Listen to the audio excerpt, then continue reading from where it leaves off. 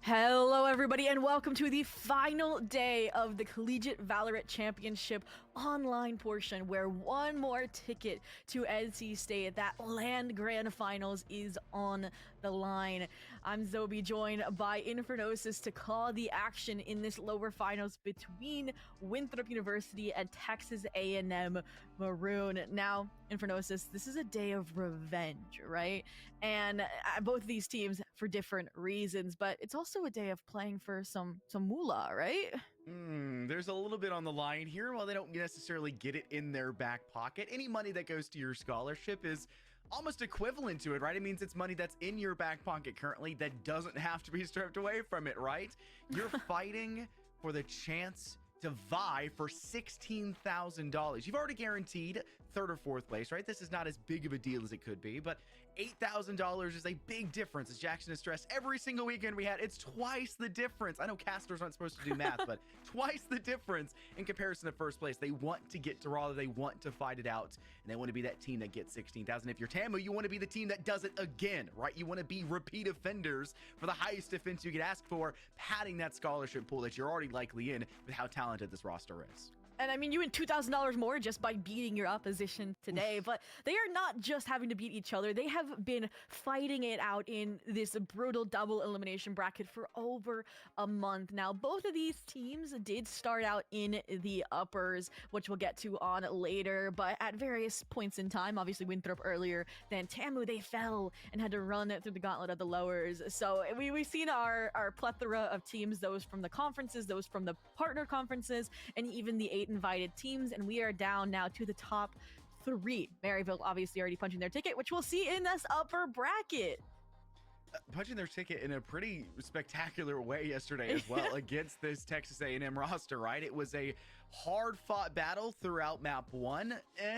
Mostly map 2. Map 1 was a bit lopsided in Maryville's favor. We won't really give too much against Texas A&M there, but they proved that they were the #1 team in collegiate, and they are the first team to send themselves through, guaranteed for that event. But I mean, look at the journey that Winthrop has had as well going through this. They got knocked out in a very unexpected battle in the upper quarters against Harrisburg Storm. That was a series that I don't think any of us here in the booth anticipated the result that came through. They dominated them. Honestly, it was a really good game for one team, and it was not Winthrop, who then made their rounds through the lower, and then they got lucky. When it did drop into the lowers, Harrisburg Storm got taken down by Cumberland, and so Winthrop didn't have to fear the idea of facing them once again and seeing that loss go down again, and it came down to Cumberland getting the victory and then struggling throughout yesterday's series against Winthrop, where they ultimately take that win.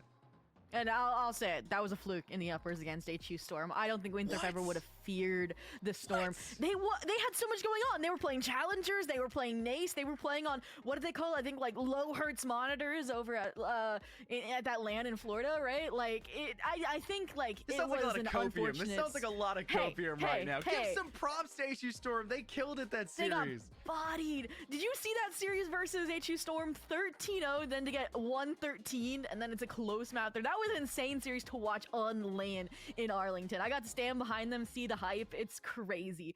But all in all, I think we're now seeing, like you mentioned, that resiliency, the squad that we know was going to show up and make that lower bracket run. And the only thing that's added fuel to the fire is the fact they just lost to Maryville in the CECC Grand Finals. So a revenge on LAN in North Carolina and Raleigh would be an amazing feat to be able to do.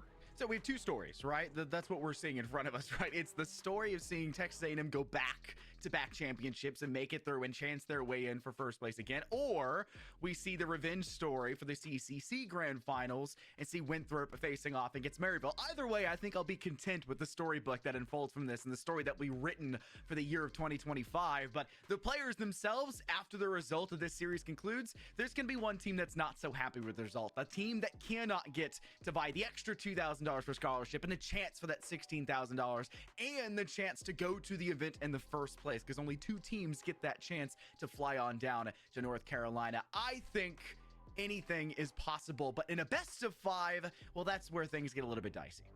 Yeah, I was talking to Tamu actually at CECC. They thought the upper finals, like last year, were also going to be a best of 5. When they heard it was a best of 3, they're like, wait, that's better for us, because they know they have a very narrow map pool. But now the full flexibility of the roster is going to be tested, and their map pool truly is going to be expanded under the microscope. But let's go ahead and break down these 2 squads. You know them, you love them. They've been playing together all year, probably the most extensive, long-standing rosters for both of these sides. And first, we're going to look at Winthrop, your VCO collegiate representatives. You know, they've been around the block time and time again. Ollie, Flare, Infiltrator, Moobs, and Nasi. And Nasi is still, and I will say it every single time, one of the best initiators in their role you could possibly ask for in collegiate, and there's a reason why they're playing VCL and they are your representative, like you say. But it doesn't change the fact that you need standout players like this to perform at this level in collegiate, because it's not just a ragtag bunch of crews that are stepping into these programs. They're actively being scouted at this point, right? You are essentially a semi-pro team, and for a lot of these top upper echelon programs, you are a semi-pro team, if not pushing for the higher contention for more. But this team is an absolute standout. And you throw that over to Texas A&M, they haven't really made any major roster changes. They've been just as accoladed, if not more in some capacities, like last year's championship, and they also have their standout names. Yeah, Joba, Osti, Frosty, Bing, Chilling, KHS, and Noble. And you mentioned not too many changes, but the big one actually comes in the form of their calling style. Naber, their established IGL in that CVAL 2024 run last year, stepping away, focusing solely on VCL. And as a result, I actually talked to Joba, and he was like, we don't have a defined IGL right now. We are just kind of taking it as it goes, making this a team effort, calling, making plans on the fly. And I think that speaks to, again, how well-run the squad is, how much they trust in each other, and the fact that you're not having one voice you have to trust in solely, but they can come up with that plan that fast and execute upon it to have this CVAL success, because this is the only form of success they really had last season, right? They came out of left field after getting eliminated round of 12 in CECC to make that CVAL run, and it's a similar kind of development this time, right? Falling in lowers for NECC, which they're at right now this weekend for nationals, you know, falling in the quarterfinals over in CECC. So they do pull out all the stops for this official Riot Collegiate Valorant League when they are demanded upon.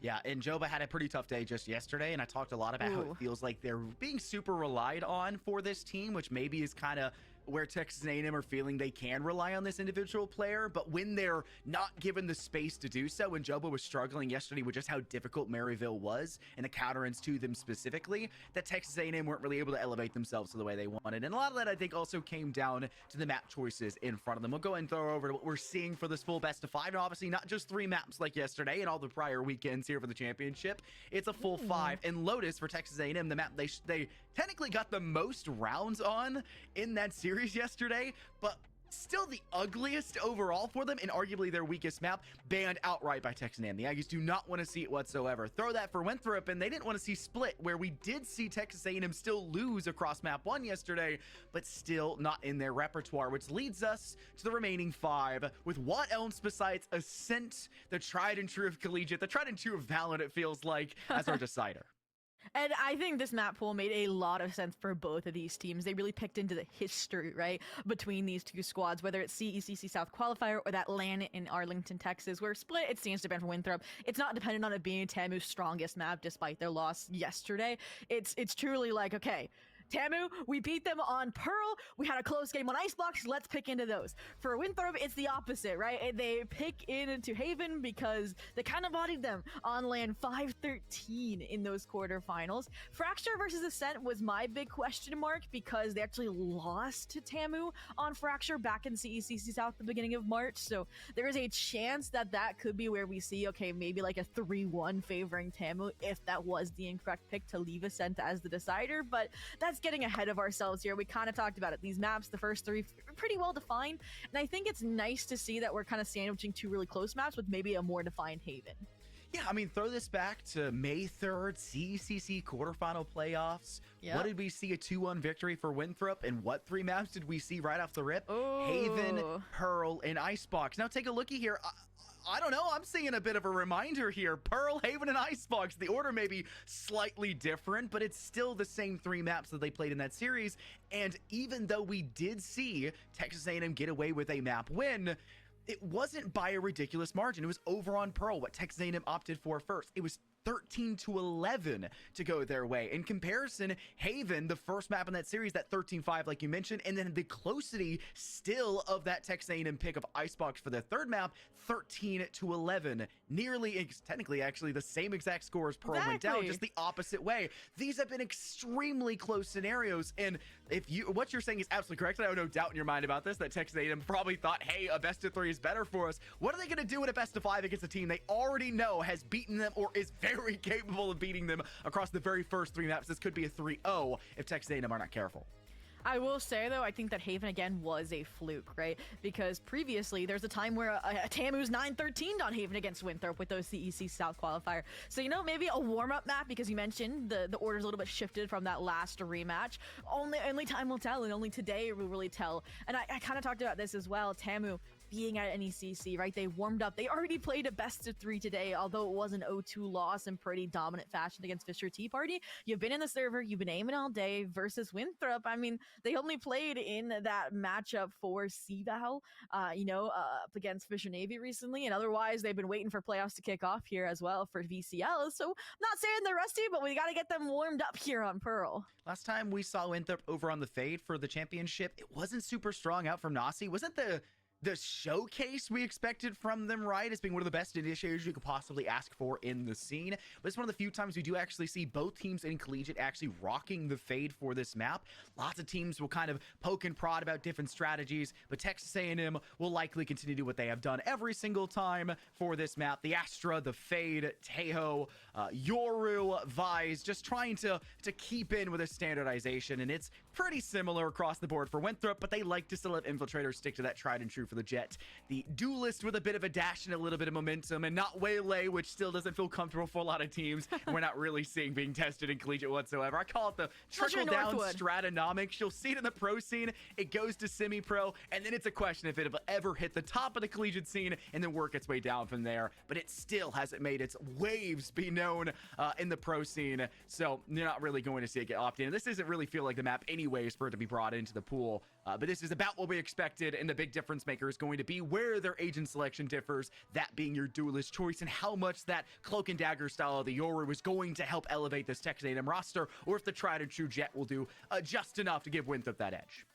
Yeah, I mean, you mentioned it, right? Waylay not getting picked. Unless you're the Jogamo or you're Northwood in this situation, because they've been testing it out on Lotus of all maps. But I do think where we're going to see this in particular is going to be the difference with the operator pick. A little bit easier on the Jet to get away. Aussie Frosty, very well-rounded, sometimes self-sufficient, because then you don't have a breach. You don't have maybe those comfortable agents to set you up for success. And I really think that's what we're going to see. I'm also going to be looking towards, you mentioned Joba was trying to lift up this squad against Maryville. Moobs had an insane series, right? On that map, they bodied Cumberland on. There was an ace where they managed to get all the way through B into CTC site and get an ace in spawn, cutting off those rotates. So on a map like Pearl, where there's so many avenues, so many routes to abuse with mid-connector, with mid-door, with mid-plaza, I do think they're going to have to be really, really careful, because he is a slippery player. Yeah, Joba's versatility by their lonesome. We see it on Lotus all the time. That's kind of the map I look at most. Seeing your Sentinels, seeing the choice for Viper, which was Joba, which is the typical choice for that map, to lag by their lonesome, poke through their toxic screen off on towards Ace Site and A main by Pillar, everything like that. You can do the same thing with nearly any Sentinel choice, not just a pseudo Sentinel as it feels like Viper is for that map. And Joba's role and responsibility, once again, it's so much weight placed on this player's shoulder, and that got shut down decisively on Split yesterday, and hopefully something has changed in the last, I don't know, probably, 20 hours, 19 hours now at this point from yesterday's return showcase from Texas A&M, because Joba once again has that big responsibility. How are they going to levy this map? How are they going to try to take and usurp control? Because there's 3 territories of control to look to on any map of Valorant: defender control, attacker control, and no man's land. And the biggest macro game is going to be how much no man's land can the offense take first, and Joba is going to be such a big factor for that. Aussie Frosty can TP through and use as much as they want when it comes to jumping across the map and rotating in between players, but we didn't see nearly enough of that for the map of Lotus. On offense, it came in full effect on defense, of the versatility of being able to rotate and help out the team, and it still wasn't enough to get through, and instead it was the value being found on the opposing side of Maryville for the Yoru. I want to see Aussie Frosty be able to replicate at least a little bit of that from them. Yeah, I definitely think even like Winthrop against that Cumberland in the lowers, right? It did hinge a lot off of Infiltrator and his ability to puncture through. I'm looking back at maps like Lotus where you're running the Neon, but the Jet, a similar feat, right? Get set up by your Salvos, get set up by your Fade Seas from Nazi, that that initiator that you kind of highlighted, and see if it sticks. But going back to Texas A&M Maroon, we kind of talked about, okay, what could they have changed in the last 12 hours? Well, I mean, they know that they were getting a little bit overwhelmed, a little bit burned out from all the matches that they were playing, right? At NECC, at CVAL, back to back. But Joe was confident. He mentioned like, hey, we did it once, we did it last year, we beat out Blinn, a VCL level team. We're just gonna do it again in the best of 5 in the lowers to return and get our revenge and, you know, win against a team we just lost against in the upper finals. And hey, last year they lost 0-3 to USD and then they came back, right? Had a close series. So if there's a team that knows how to grow from failures, it is this squad. They have done it time and time again. And this is the tiebreaker, right? Between these two squads. I talked about CC South, we talked about the CCC land. They're 1-1. This is determined who takes the cake in one of the most important collegiate leagues of the year. We can slow things down just a little bit. We'll throw it back over to Harrisburg's side in the thoughts. You called it a fluke. Oh, I did. Series on land where they're at a venue, right? And, you know, there's refresh rate questions for the monitor, issues of location. Wouldn't that plague Texas A&M now, right? Didn't you say they're down in at the NECC land at the venue playing? That's why they had to move the time up a little bit here. What's this going to mean for them? They're a team that knows how to play together in a venue. They're not strangers to this idea. They just did it last year. And though Navar's out, they're still technically a participant and has been helping out this team overall. I don't know if Texas A&M are going to be as good as they have been out of land together, playing together, or if they're going to have yet another layer to throw into social media afterwards going, cope, the monitor's only 60 hertz refresh rate or something along this sort. I hope that's not the case. I want the best Texas A&M team possible here against Winthrop.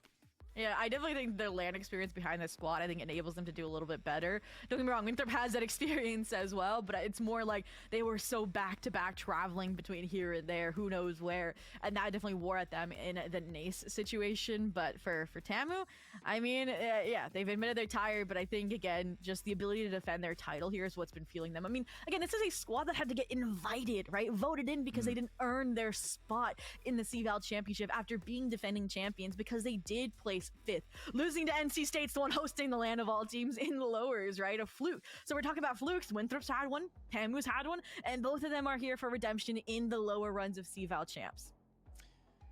Oh, but they can't rely on just a little bit of code in the back pocket, right, to get through this. I think Texas A&M have come out with a vengeance. Their run through this has been proof enough for it. Whether they get dropped out of the uppers and have to now go down to the lower finals and play once again, or if you had to have a pretty flawless streak through the lowers because Winthrop got dropped out early by HU Storm, right? I think both of these teams have a tale that's as old as time of saying, even if there are a couple problems, if there's a couple flukes here there, it's Valorant, baby. That's what the game is all about. It's an esport.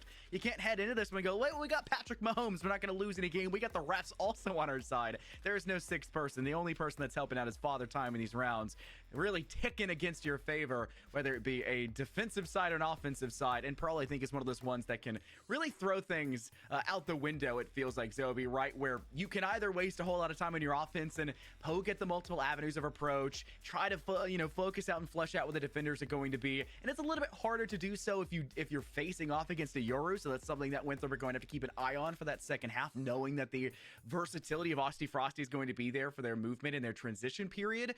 But at the same time, as an offensive team, knowing that it's just a Jet, you're going to have a lot more focus in Memphis. I think off towards the A site more specifically, clearing out that back corner, worrying about dugout, the link side towards Art. How many times are you going to play a direct split? How many times do you just go direct and try to burn out as much of that Astra utility as possible in the early starts of these rounds?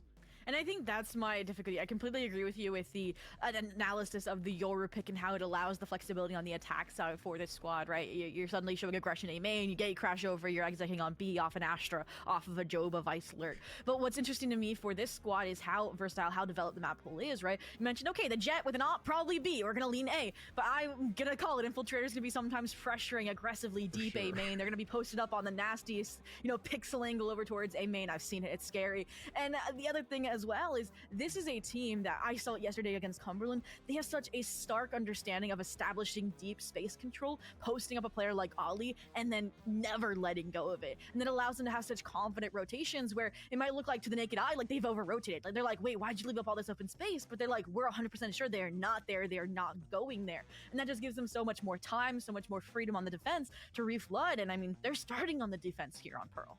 I think one thing I love about Pearl is if you are bringing out the operator and the boomstick is coming out in full effect, you never leave it in one spot. That's the worst thing to see on Haven. A collegiate team with an operator, like, yes, sweet, easy one-shots, defense getting a first blood advantage. We love to see it. How do the offense recover with no ISO? Right? You're immediately questioning it, and then they just leave it on C-Long the entire game or on A-Long without ever moving it. That's not going to happen. We saw Winthrop do the exact same thing. We saw them use this and infiltrate with the operator on this map, and they move it around, which is good. It's perfect. But at the same time, this is why you have the viability of your decoy on your Yoru, right? It's not an ISO. It's not having the double tap with a free shot and taking the hit and needing a teammate to try to tap that down first and foremost. No, but it can bait out a good shot, give you that ringing sounding boom off in the distance and go, okay, go to Joba, get across the map and go somewhere else because we desperately need this to be peered off elsewhere. Whatever the case is, I think Texas A&M are a little bit better off on this first half. It's just about surviving and getting enough of a lead to head into that second because, yes, the Yoru is going to do you wonders, but Infiltrator has been let off the leash on their defensive half way too many times, and we've seen that lead get pretty darn far, like 2 weekends ago when we saw Winthrop and the success story that came from it. Oh, and I'm so glad you mentioned, hey, there's no ISO here. They need to do well, kind of weather the storm for the second. That's also the story with the map pool, right? I think that was a big issue as well, is again, you're starting off the series on Haven in that CECC land with an ego comp, with the rankers comp, with the ISO Yoru. If you're not warm, that composition's not going to work. It thrives off of mechanical aim. It thrives off of just individual heroics at times. So now, with it being the second map in the series, right? If you have a successful Pearl, if it is a close match, right, dominant victory, I think confidence is half the battle going into Haven, and you're gonna have, just by standard, if they run that same composition, just a lot more profound success. We joke a lot that we don't like to say that a game is won in the map ban selection phase. I think the game is won way before that. How do you feel waking up in the morning, right? Yeah. Where is the mindset for you? Did you get your breakfast in? Did you drink enough coffee or whatever it is you drink, right? What got you into the spirit to get the ball rolling? And we've seen teams come into LAN events plenty of times where they look tired, they look disheveled, they're jet lagged, they're struggling, right? And for Texas A&M, this is obviously something that could go in with them being an event in a venue currently. But at the same time, I've seen Texas A&M wake up looking as happy as can be, meeting and greeting all the talent last championship in Boise and being super pumped and excited to get the game underway and then absolutely tearing through it, right? This is just something that I can't imagine them looking disheveled, looking worse for wear, but I can almost still see them shivering at least a little bit, knowing the team in front of them that they're facing and just how much it's been a problem for them previously. And Pearl, it's a bit of a gamble. How much confidence can you truly have especially if you let Infiltrator get a little bit too big for their britches in the first few rounds, or once the going gets truly tough and these rifles start coming out for both sides? And I'm so glad you mentioned, right, the LAN environment, because there's some teams that have been eliminated. There's a lot of teams that view Winthrop as kind of the villains of collegiate, right? This outsider that's in VCL while every other collegiate team is striving to find the same kind of win con. And I've seen what having support from your program, from your peers can do. I think Cumberland was a great example of that in their CECC run, right? They were such dark horses. I think they had like the most players, I think their like support staff in the background. Like, I don't know if you saw the videos on Twitter, but it was insane to be there and just see a wave of cheers erupt after their victories against HU Storm, their upsets against Northwood. It was insane to witness, and I hope Temu has that same support, maybe, you know, rallying behind them over in San Antonio. Yeah, I've been seeing the socials for Cumberland for quite a while. Like, they've been in my purview for a bit. They took out a different league for SEL, and then they also won it for Rocket League, right? They do it over and over again, right? They just sweep through half the leagues they're in, and that program is super accoladed, and their support chemistry for everybody in it is unreal to see. And I'm really hoping that these programs continue to have this right and continue to step up as dark horses until they're, you know, the new blue bloods for the scene. Because we look at teams like Northwood for not just Call of Duty, but also for this, right? Like, you're screaming, it's like, oh, they're here for a long time, and then you see them get shut down by a team. You're like, oh, is this the new team? And then they lose the next week, right? It's such a monster. Esports is so darn difficult to find a program and find a team you can sit behind. So it's really refreshing to see teams like this, Maryville, Winthrop, Texas A&M now for the second year in a row for championship, that you can look at and go, okay, if they lose, it is crazy. And if they don't get far, that's even more ridiculous, which is why it was so crazy these Texas A&M struggling through and not get that immediate bid through that CVAL South segment. And again, we go back to, okay, are you tired or are you not? NECC, Temu. I mean, it's not a long trip, right, from Austin to San Antonio, so they're not too far off. But also Winthrop, they know burnout. They've experienced it firsthand. Like I mentioned, that week of challengers, right, getting bodied there. Nace, I think there was one other event as well that I'm not remembering in mind. And then, right, what do this time? They give up their spot at an ECC Nationals. They earned that spot back in November when they beat Maryville the first time, right, in those grand finals in Division 1. And they said, you know what, guys, let's focus on what matters to us. VCL playoffs coming up and CVAL champs. And I think that's why maybe they're going to have a little bit more energy coming into the match today. But again, it's a question of how they feel waking up. Are they warmed up to get going on this rematch? And a best of 5 at that. Yeah, and if you're willing to give up something as big as that, right, Zoe, and put that much more importance on this, okay, I'm a little bit more worried for the Texas A&M roster, right? When you have a little bit of extra background history to them. And they've come out with a fervor. I mean, look at how fast, we can throw it over the lower bracket here once again and just see how it kind of turned to them. They lost early against HU Storm, right? They had to fall down for Winthrop quite early on in lowers and take some very difficult battles against teams that also weren't really expected to take losses at that point. So it was never an easy side of things. And while Texas A&M also didn't have a very easy side of things throughout upper and went flawless throughout until they get now dropped into the lower finals, it doesn't change that Winthrop are at this point where you took a big loss and one you weren't expecting. You cope, right, as we've kind of joked about throughout this, but you still were at this point where you're looking at the wrong end of a barrel, like, okay, a single mistake it feels like is going to be our demise. And then they've gone since then and looked absolutely perfect, taking down ridiculously strong teams, and especially so yesterday against that dark horse, so Cumberland, like we had mentioned, right, and said this was a team that's been on this huge surge and has come in with major confidence. I mean, they dropped out of like 2 other lands at the end of May in hopes that they could get through championship, right? This was something they were super reliant on, and they kind of humbled them on map 2, right? It's what you said, it was a fluke earlier. They got on a surge at the start. It doesn't matter. That's a team that should have been able to get past that, and Winthrop just sloshed through as much as they could, driving their force through and saying we had our eyes on the prize, and that's this series, and then that's the championship going through in Raleigh. And we're saying, okay, there's question marks of the condition for Winthrop, but that's the same story for Tama. You don't know what team is showing up day of. I mean, this is the squad that, again, has 2-0'd Northwood, right? Has, in their CVAL run, and then just got 0-2'd by them at the NECC LAN, right? Don't get me wrong. Northwood, also a team that, they have other fixations, other focuses like VCL. But it's more also they were coming for revenge, right? They were eliminated early on from CECC.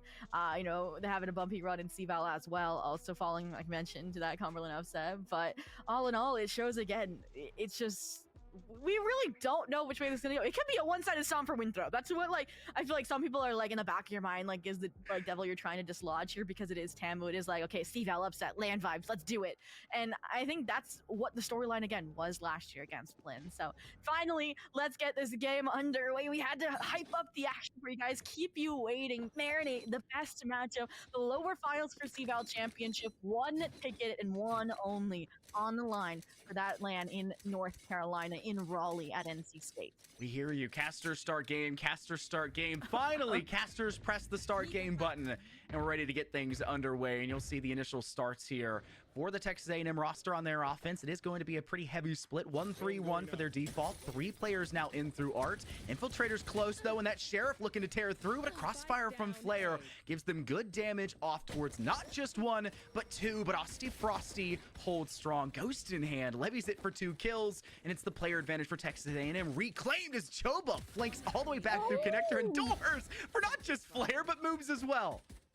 And Nazi, now the final anchor standing, and I love this Tamu saying, you know what, we know what this player's capable of. Let's play it safe, right? It's a 1v3. We have an open B side after that sight line's been established, and that was such a beautiful opening, right? The head-on-head fight over towards Art. We had that head-to-head from the duelist we were asking for, right? Infiltrator trying to anchor, play off their teammates' contact. We have Austin Frosty just strong-handing his way through each and every fight. Nice.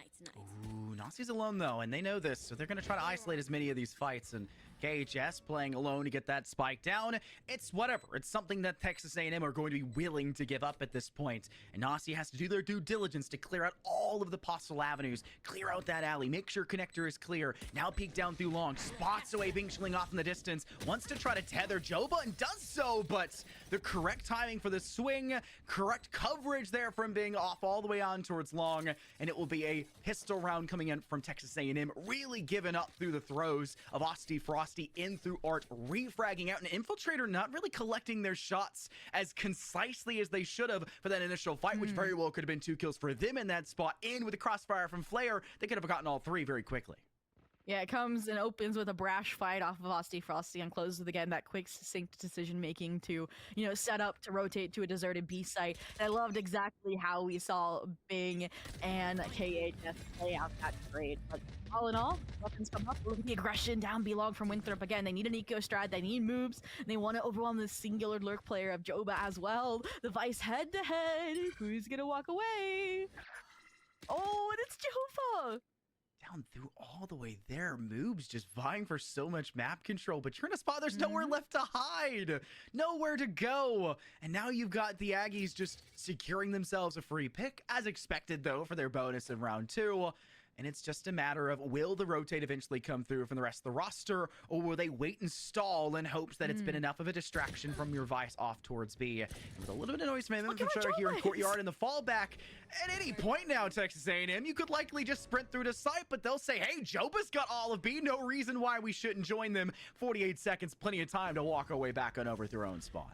And this is what I talk about for Winthrop. They want to take space like Moobs did. They know if they cut off certain parts of the map, they have more certainty to rotate away. And they had 3 players clear mid plaza. They saw nothing. And now they're still grouped up on the eco, but it feels like that damage has been done, right? Joba's the player that doesn't force up in this situation, and he is found too. He has single-handedly opened up this B site, and while Winthrop has them tracked down into Link, I mean, it's defenses on defenses. I don't expect much, but this is Winthrop. This is Infiltrator we're talking about. 3 in now through connector, working to try to get a fight. Working in from Hall, but needs maybe a little bit of assistance. They don't know all 3 that are still remaining for Winthrop are in this exact same angle. There's not really much they could do. Stun goes out, having to force to wait out a couple more seconds from this defensive retake. I think Shiling has a perfect angle still from Hall. Not the best weaponry to work with, sure, but Winthrop aren't really looking to test this at all. Not give up too much to the Aggie side and pray that they can just wait out to die to the detonation of this spike, not feed the spike tally any further. But Infiltrator is feeding something.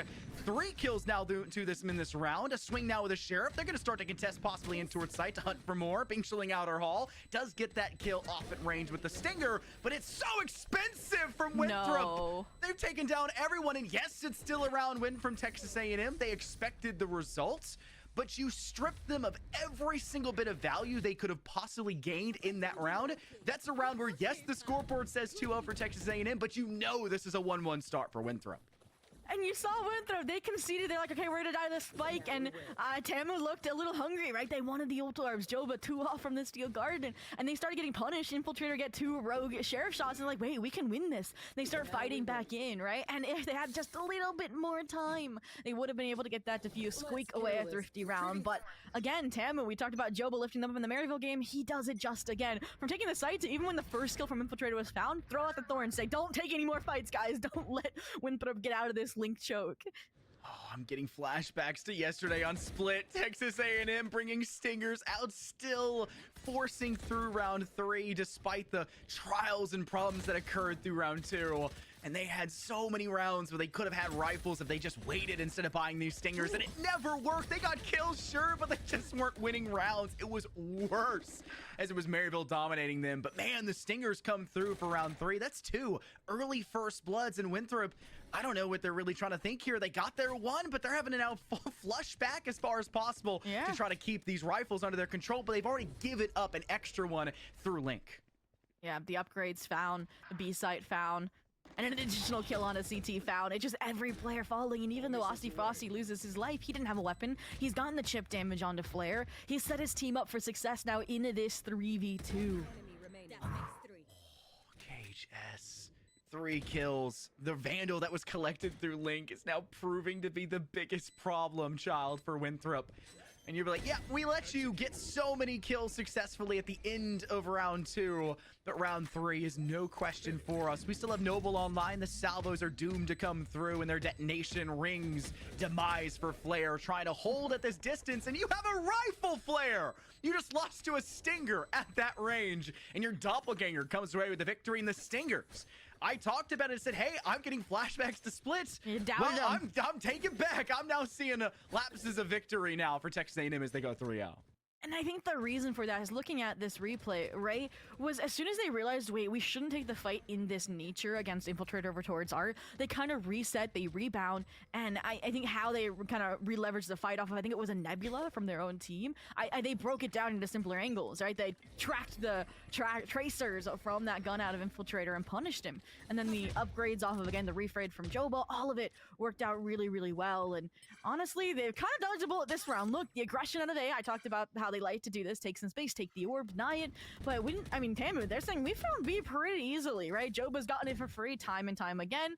Just walking up. Their post plant there is pretty fleshed out. But again, I mean, the confidence here when you're that deep through it, you didn't see anybody, they just gambled. They sent additional forces over towards the B site. Feels like this is exactly what Tamu might have wanted. I think about Ateo as well for the offense is your first use of the salvos can be used to try to levy a defensive player into a fight that's more advantageous for yourself. Take them into a location more on your terms instead of their terms and that angle that they're holding on to. But that swing that just came out with the Sheriff in hand is not exactly what Texas A&M were looking for. Off with Joba's head. And that Lonesome Wanderer that Texas A&M are been so reliant on just yesterday. And looks to be the start of which, once again, as you'd expect for the Sentinel for the Vice here on Pearl, off the board. And it's a dimensional drift, actually, to come out from Osty Frosty in a way to try to gather information and make sure they keep these 4 players with rifles still standing. As what just happened? Infiltrator with the trigger discipline, and it's just left them to their death with nothing to show for it. And I love it. And Dimensional Drift doesn't make additional space, it clears up the loose ends. And they're confident that they can hold the site, hold the players funneling out of those nebulas stacked upon the site. And Tamu up 4-0 right now. We talked about how kind of messy the second round was, but the Stinger Force gets them right back on track. And I mean, we know these teams. Winthrop not one to take timeouts, right? So at what point can Tamu push them to the limit, to the breaking point where something has to get fixed? This round? No. They have a plan up their sleeve. They're about to get ults online. And Infiltrator finally, despite the slow start, has that operator that we said with the jet over the Yoru pick is going to be at the crux of this defensive success. Another vie for the ult orb down in A main. This is the 3-player stack from Winthrop to try to secure this. Infiltrator will be the first one to peek, ensuring no one is there. A little bit of assisting utility to come out from Flare, but past that, really, it's just reliant on this duelist to lock it down and try to get the Blade Storm or whatever utility you would really like at that point remaining in for the rest of the team.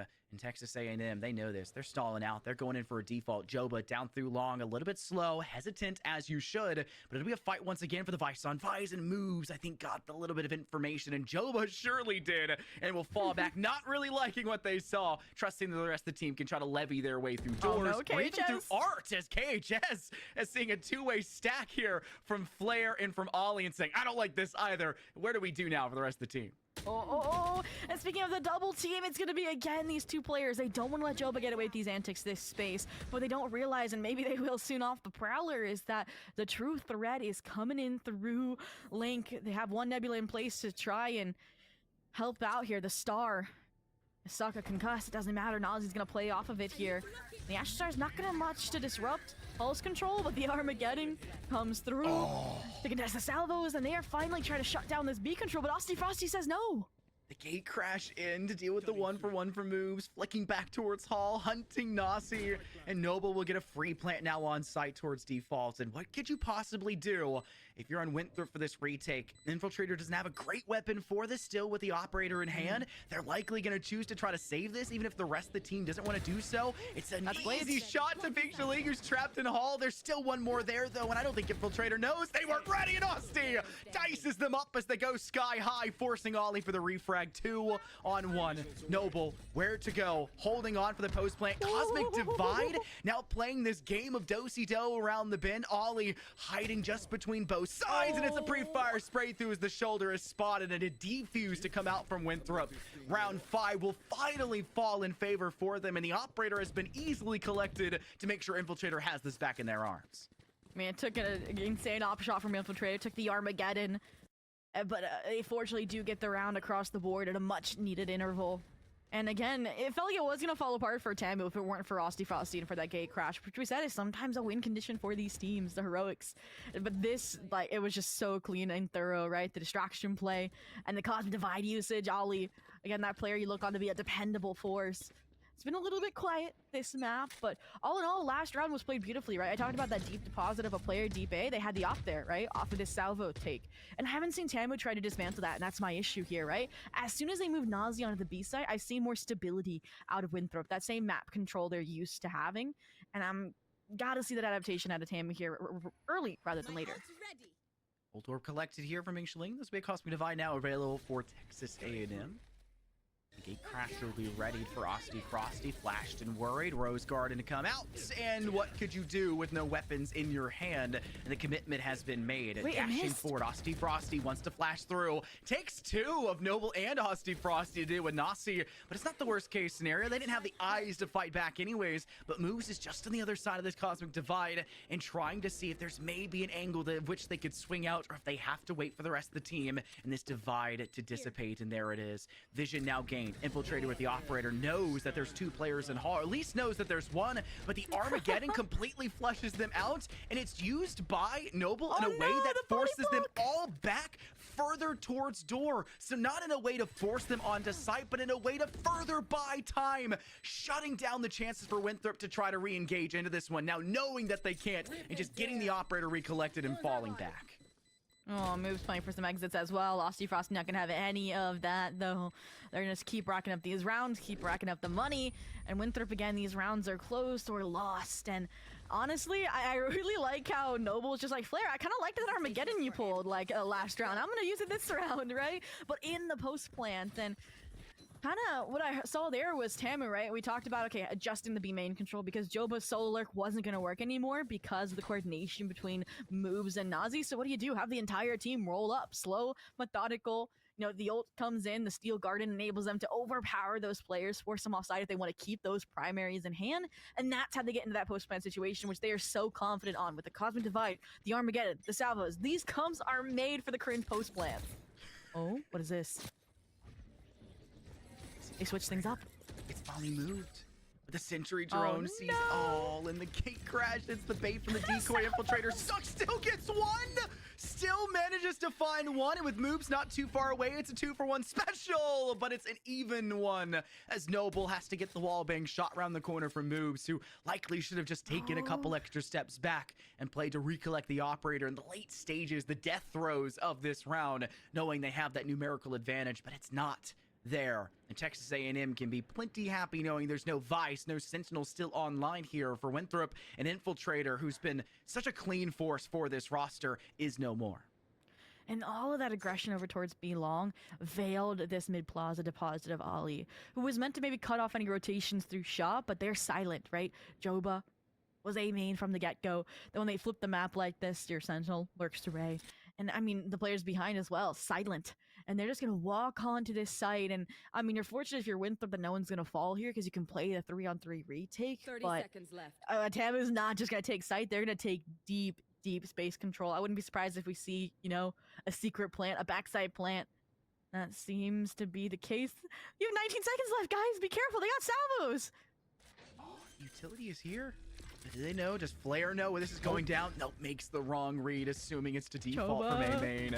But they're all the way through defenders spawn, and now with Nasi calling out that there's one close, and another one now through Flowers, clearing out the Prowler. It's time for the Nightfall, connecting through to two of them. Stuck back though, Nasi can't peek thanks to the Razor Thorns, and where can you go? Flare has to engage, has assistance, and can go off to Bing Shiling. Now knows Joba is close just on the other side, though they lose their head in the process. It's a 2-on-2, and Noble's trapped down below. Still good for their one. And it's a touch here maybe for the spike to try to tease it. Joba has no problem, and Noble lets the utility do the dirty work for their 4th kill in the round. And in total destruction, it feels like in a destabilization of what Winthrop were cooking up defensively.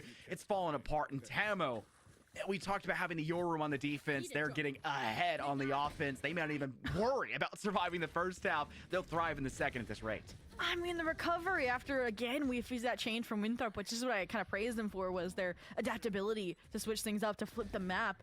And then Tamu taking that deep space. Even when the Nightfall's invested, we talked about Joba. They've delayed retakes before with those Razor Vines, but this was perfect, just the Decay run out. And then even while still Decayed, they're challenging Flare and winning the salvo as well, just to delay these fights, to not let Winthrop win the fights that they're confident and capable of winning. And it's just, okay, let's play the win con, and it's working. 6-1 right now. Bring them down. True drone to ensure they find out this Vice utility. They want to get into sight fairly quick if they have to commit here.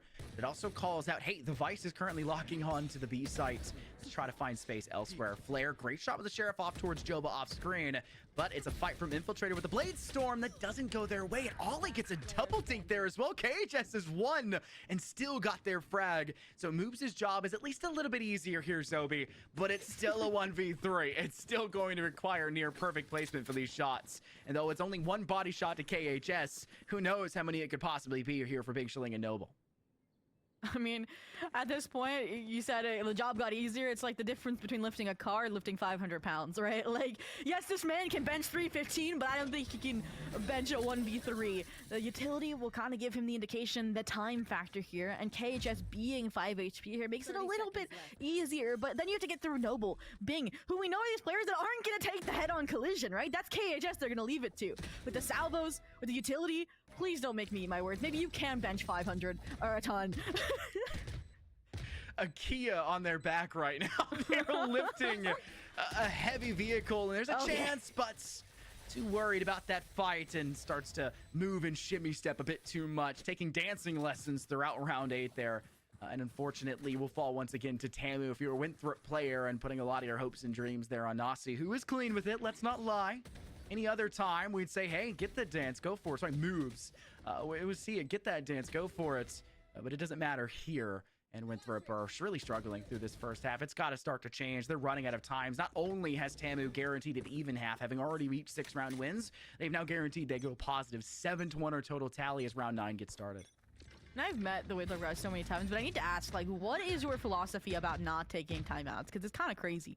You have them. Use them. My goodness. Like, they never do, no matter how down they are. Like, this is 1-7. And now, I talked about this, I wanted to see Tamu find a way to dismantle this trio outside of A. They invest the Armageddon to do so. They studied up right now and are employing textbook procedures. The difficulty here is that they have an additional player. There's 4 here. You've only spotted 3. Don't expect Nazi. But this Dimensional Drift doing wonders for now, keeping them at bay. But guess what? They also got their Armageddon up their sleeve. Ooh, Lusty Frosty from the Dimensional Drift. The VTOL to sneak through the back line and get the intel. Now let's Joba also rise to the occasion to take down one more. And Tamu have secured themselves a major player advantage, and they are able to get their Vice of Joba actually out of dodge. But what are you going to do from this spot? I really thought Moves was about to push through mid plaza and re-wrap art, and I thought Joba had the biggest mind meld ever. But cutting noise here, it drew the rotations off. It drew away, right, the Vice player. So Nazi now alone. You can see Flare scrambling out of art to play with the team. Aussie Frosty has still slipped through. They don't need a Dimensional Drift to do so, and they might not have had to do so. They're going to be the cherry on top. Spotting out Moves here in CT. Getting the proper timing into Flowers. You could have gone for the knife, but no style needed. The A1 speaks for itself here. As Tamu, like, what do we call this? A close map, right? The 11-13 loss that eliminated them from CECC? Yeah. What was the score at the end of the first half? Is that something we just have? I got you. I'll get that. All right, sweet. I'll talk a little bit here. Maybe Winthrop have some esport production specialists on their team. They don't like to see the timeouts come out because they know it's going to force the casters to yap for 60 extra seconds on top. We don't need that. Don't worry about us. This is what we do best. We open our mouths and just say random words and splurge. We need you to start saying correct words in the timeout with your team to coordinate what is going so wrong. Because look at the score line and tell me honestly that nothing is going wrong right now. Well, I mean, I was going to say, I love good eco strategies, but Tamu's dismantling this one. Making it look easy, making it look elementary. Just from shop, from plaza, it looked poised and ready as soon as the presence was shown to counter it, but didn't account for the variable of Nazi with these sheriffs. You can never underestimate any of those players. But what's interesting here is contacts made so heavily towards Art, right? Off of Nazi, they're like, okay, maybe they're gonna lean A. They're gonna overwhelm the singular player you know that's there. So Moves dislodged from the site, pops the utility, but again, you're underestimating these sheriffs, Tamu. You know, tie it up, keep it clean, come on. Down though now. Moves to go to upper side heaven, waiting. Knows Noble has been spotted here from the use here of your haunt over the top. Maybe you have Nasi work below and clear hall because Joba is there. fiending for a shot to the top of their head, but you need to clean, cut, precise place this crosshair. And the drop down No from tower way. does give you a good chance for it. But Joba, who was never clear from Hall, still stands and will still be the only one standing by the end of that round to secure yet another one for Texas A&M. This is turning into a slugfest, and only one of these teams is swinging their punches right now, and it is not Winthrop with only one round in the back pocket. I mean, beyond the one round they did win, the two closest rounds have been the second round eco and that eco, right? And that's a statement coming from this team, right? Like, Tamu just keeping it clean on the rifle rounds. The ults have been really well invested, even here, right? Nightfall, try to dismantle these A main heavy players. The stack that's really outside of art, so all of these can avoid, you know, any nightmares plaguing their dreams. And you also don't get much contact from Infiltrator and Flare. So we talked about the Dimensional Drift, how it got so much information, because this comp, you're starved for info a little beyond the stealth drone. And when a player from Secret destroys it like that, you still don't know what you're walking into. The fallback plan made here for Texas A&M. Okay, just maybe a little worried. Took a shot through a corner there. Two corners technically from Infiltrator, so it doesn't do much off the top. Joba will hop over that vice wall placed here in Lincoln. Kind of wait to see if maybe they can catch Ollie, who's got their util out off guard, and that is the case too now to their name. Nasi going in. Hey, Flare, why don't you join in? Go ahead, Rose Garden. Keep your gun up, though. You're going to need it, but you won't have it for a little bit longer. But it's still a major player advantage for Texas A&M off of that play from a single player. They can easily get in towards sight, but they're actually being gate kept very well because Infiltrator has their weapon up. They know they're all the way back here. They want to try to fight up close. Hosty Frosty with a shorty, and it's out the other way. And you're trapped on site for KHS. What can you do possibly from dugout? Off their head. No, Flare with a flick away from Link, away from that art side, and back on over towards main site to get themselves the kill. But the fact that all that worked for Winthrop and they're still in a disadvantaged situation is astounding. Hosty Frosty, I was about to say, keep it with that advantage, the 3v2 here. You found the chip damage. Player is already low HP. Guys, be careful. Come on, you're making us like cry a little bit when you're up 9-1.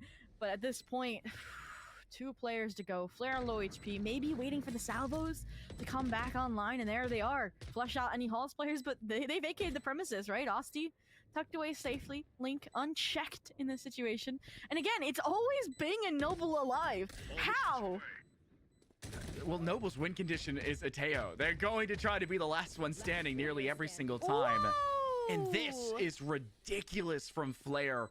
The frag on site from the turn away from Art Connector back over towards main site to deal with KHS, the lonesome player lagging behind. You turn that the other way, rotate towards the site. You get one player in Link, one down long, and you finally are seeing more out of your teammate in a 2v3. This is what was desperately needed from Winthrop. I was ready to say, hey, double digits acquired, checkpoint or chokehold. Will they be gate kept here for a while longer, or will this just be a sign of things to come? But I think we saw the sign of things to come early with Tamu being in such a lead. And we're seeing Winthrop finally go, okay, we need our Rocky moment. We're in Rocky 1 right now, getting the tar beat out of us.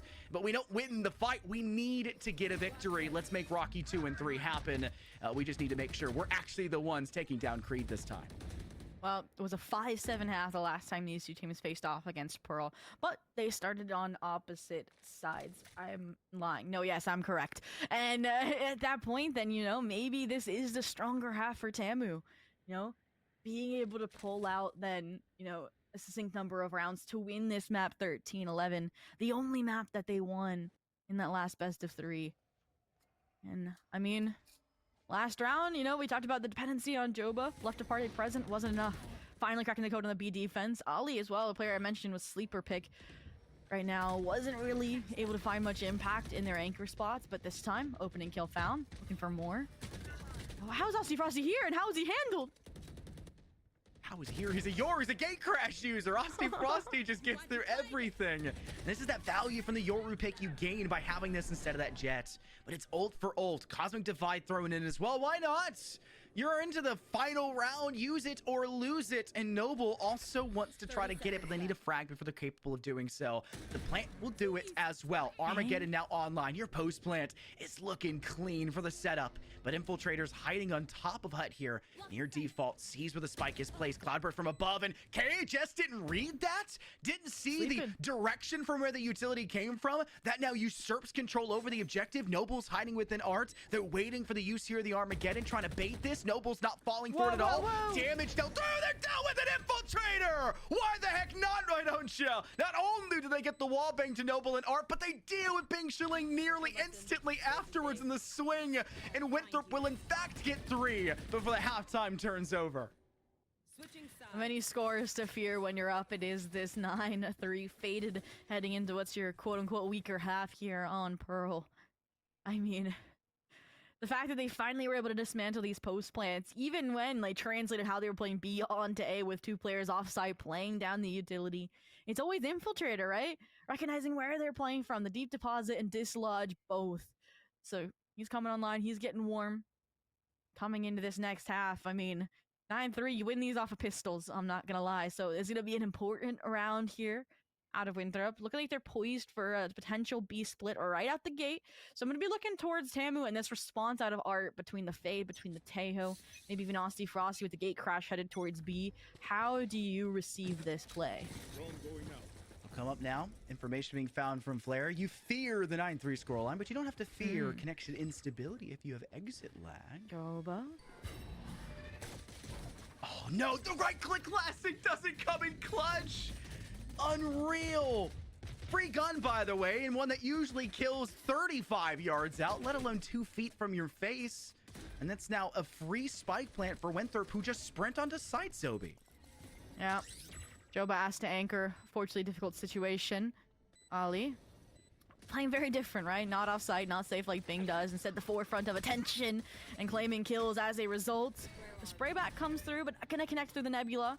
And Tam has done a good job making groundwork here through hulls, but it doesn't matter when all the players are tucked away Link and Long. They still have so far to go. They don't need the util, they just need the guns. They need the fights. Just like that, Winthrop will take the much-needed pistol round for round 13. Just playing these power positions, continuously swing. You know there's not much utility that can be used against you, so might as well just stand strong and go for these fights. It's not like you were having too many problems anyways in the pistol round. Round 1 was pretty darn close. Now round 2 is as close as it could possibly get. You won it. Either the score line shows over towards Texas A&M, you dropped every single weapon from their hands. The problem then came, I think, in round 3, right? Where everything got thrown out the window, where the Stingers got 3 kills in the round and shut down your entire rifle buy. That's crazy. That's one of the reasons why we see the scoreline be such a wide difference between them. This very well could be a 5-8 right now. This very well could be a 6-6. But these slight little differences, these slight problems are throwing Winthrop out the window. And they don't go heavy for these buys for their round 14 victory at following round 13. And Bing Shilling's not going too heavy in the sprint to escape lines of sight. That was a close one, but Winthrop failed to capitalize. Oh, and I mean, you're a single player that forced up the Bucky, not in the heat of the action. And looking like they're going to be victimized by moves here over towards mid plaza as well. Fiddling the angle. And I'm wondering when Winthrop pulls the linchpin to rotate over towards B. You have Ali making this space, but if you find the kills like Infiltrator's doing, maybe you just stay. It's hard to call when there's so many players here. This is when it's triggered. You've lost too many. And I believe as well, Flare isn't able to recover that Bulldog, so you're going to hand weapon upgrades over as well for this retake. This is not looking like a pretty picture painted. No one in art right now. The full rotate from Winthrop. They have so much control from Ollie all the way down through Long. The question's going to be, where is KHS? And if you don't clear this corner, you're going to be planting this mere inches away from them, and they're aware of that. Flash around the bend. KHS still waiting. Back pocket util sentry. Drone spotted, and there's going to be Ollie going for the body shot just in time. And it's only Asti Frosty and Joba now remaining. One in upper tower here, Zoe, but still below. Asti Frosty waiting for an angle. But this will be a plant that goes down, and Asti Frosty makes sure moves also goes down in the same fell swoop. Oh, winnable here, but difficult when there's a sniper rifle. Difficult when you're trying to streamline a weapon collection and upgrade. This is Joba, though. They can find Ollie on the rare whiffs from the sniper rifle. This becomes winnable with Flare being such low HP. They hand the weapon off. They give Ollie the best possible conversion tactic. Oh, and then best weapon to get the job done. Body, some sheriff shots, and while it's messy, they still get the second round bye that they needed. Now the question is going to be, do you try to force up here? You try to keep Texas A&M away from double digits? They go pretty heavy-handed here, more than a lot of teams would consider. But with how disparaging the scoreline was at the end of the first half, I don't shame this at all in any capacity. Give yourself 2 rifles. Give yourself 3 rifles. A Guardian for a little bit of extra range. This map is so good about trying to force gunfights as long as you're using these swings effectively, forcing gunfights at long range. So the best thing you can do is work at long range with the proper weapons. And they'll trade out who rifle goes to who. It's Nasia moves with Vandals and a Guardian Infiltrator's hands, and oof. One of those Vandal users just got absolutely torn through by KHS. Oh, that opening shot was nasty. The 3-stack over towards Art. And they just kind of give up the space they main to Winthrop time and time again. They're like, you have to convert off of it. And that was something a little messy last round on the bye. And now you're fighting against better weapons. The coordination between these 3 to swing on tandem is just unparalleled at the moment. And it's always now forcing the hand of Winthrop to rotate off, but they're rotating into the comfortable arms of Ali, who is definitely having a turnaround in the second half at the moment. The impact this time, not really triggering the Vice Util as early, but some stars go down, try to fake the split. We're set up, Nazi, for a late round success. Joba has to win this engagement. Oh, or that engagement. Okay, same difference. Gets the job done. Oh. Or does it? No, does not. Off with Noble's head. Guillotine through the door and find yourselves a good frag, but Flair can't replicate the same thing as their teammate. Now Nasi alone. Winthrop went pretty heavy-handed to try to take round 15 into the books. It's turned the wrong way. They need to get at least 1 more kill, if not 2, to really feel comfortable still with the expenditures of this round. And it's a clean-cut frag instead from Outer Hall from Joba, who, I said, team's going to rely a whole lot on them when it comes to this map and throughout all the maps we'll see in this series. So this possible all 5 that we could have in this grand finale of our lower bracket. I'll toot Joba's horn any day, but like the first half, the first few rounds that got the ball rolling, yeah, came out of Joba and the Roics. But the end of the half and coming into this half, it feels like it's a team effort right now, right? Like Joba's there, right, anchoring the site. But even here, right, if Joba misses that fight, the high-low was ready to swing out of heaven. The triangle of trust over on the A site between your Fade, Tejo, and Astra is what's, I think, giving Winthrop issues right now. Forcing their hand, like with a magnetic draw over towards the B site into Joba. And Joba has to respond off the wall. The salvo combo is nice, but all it does is just hold space, not find kills. And again, it's showing the development of this team right now in a series, the league that matters to them, upholding their title. They breach double digits. 3 to go.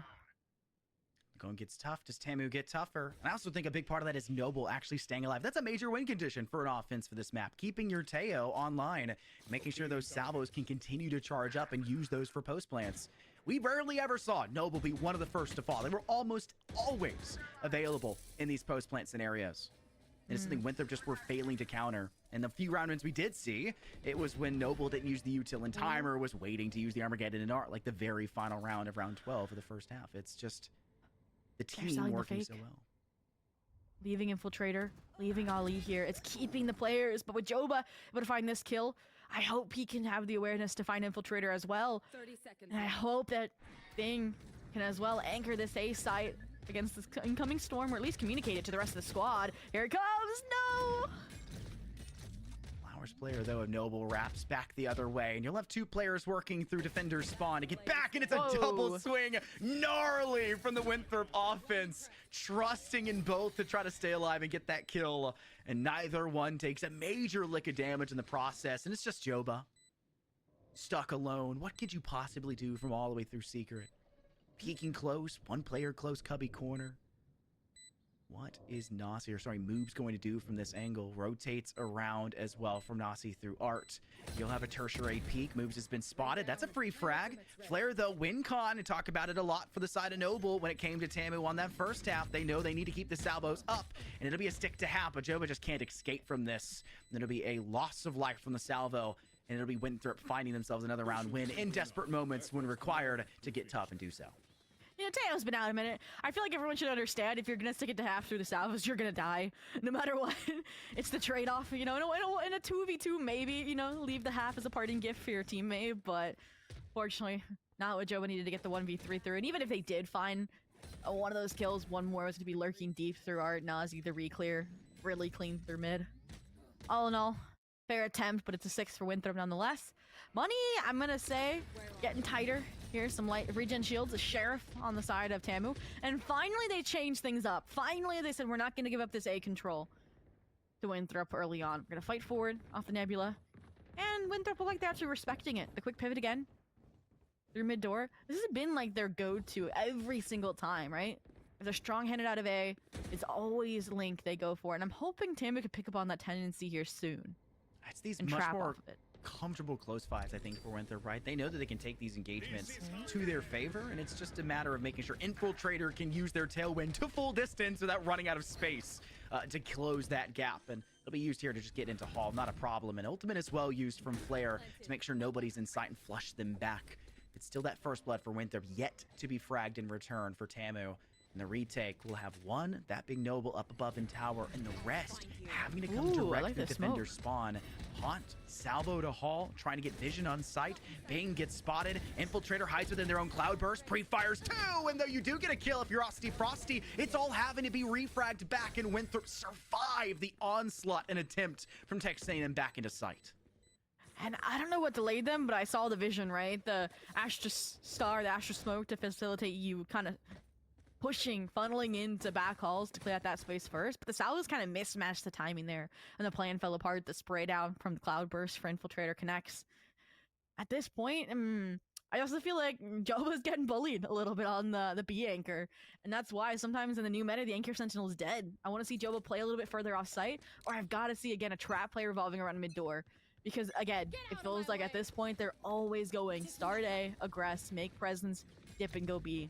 And it feels like the final round on the eco, when Tim is trying to address it, Winthrop just halts. They know it's coming.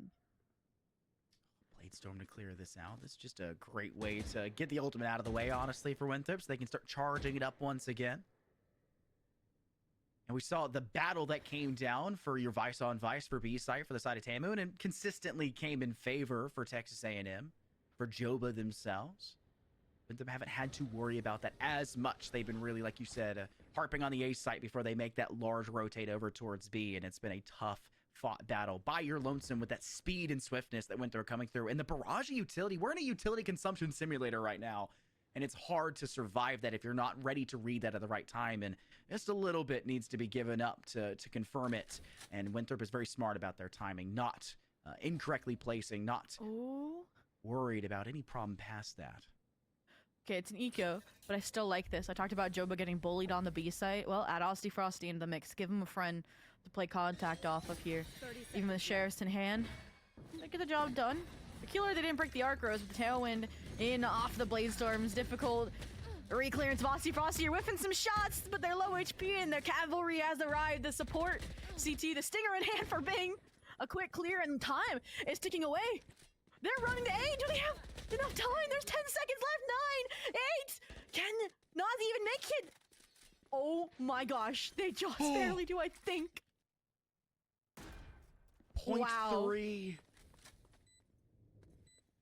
As tight of a time gap as you could possibly ask for. And in the escape back over there, they were still struggling to make sure everyone stayed alive. But the win con, Flare, the Teo is still standing. And they're not in their default you could expect off towards A main. No, they're all the way off towards sewer. They're holding off in connector. What could you do? Yeah, Noble ready's there. Bing tapping Spike to stall. Nasi being kept back. This is expected. This is why you still have your Teo of Noble. But there's just no way to do it. You can't even stick this one to half. You don't leave the gift for your teammate like you joked about before. There's just no chance for it. And it's quickly usurped back in. Winthrop, as close as you could ask for of a round win, but a win nonetheless, and they're just 2 away from the Tamu roster. I mean, impressive that Tamu had them on the ropes like that just from throwing Frosty Frosty on the site with Joba. And I'm going to say it, I want to see that with the weapons in hand. And we might be getting it in a way I didn't expect with the operator. Are they going to fight out mid-door? I thought they were going to be posted long. Interesting selection here for the operator to play from this position, but they have 5 ults, right? They have 3 rounds they need to win. Honestly, maybe if I was Tamu, I would have used one timeout now, right? You don't want to fumble the bag with 5 ults cached, right? And I mean, doesn't look like they're going to be anytime soon. Lurk player moves eliminated. Finally, they're challenging A, where we've seen Bing, a nice anchor here. Noble, the timing's not there! Oh. And the covering fire from Nasi is perfect to keep Infiltrator online. Flowers play from Osti. Infiltrator close and still gets the kill. Osti second guess. They weren't sure what they were seeing. You're this far forward. Oh my God! Infiltrator! Bow down to your king. It's a jet meta, it still feels like in Valorant, and Infiltrator is making it known. You went so heavy-handed with the operator choice. Osti has 0 credits. What are you going to do? Nothing. And it's a timeout. Finally, Tamu, who Winthrop would never use theirs, they'll talk things through. Yeah, only utilized 1 ult there, the Nightfall. And I mean, this is the crux where things started to fall apart. You know they shot the clone up close, but you didn't expect them to lock down in Flowers. Just the deep Astra smoke to play off of, the tracers, the pivot to Secret, all of it was perfection.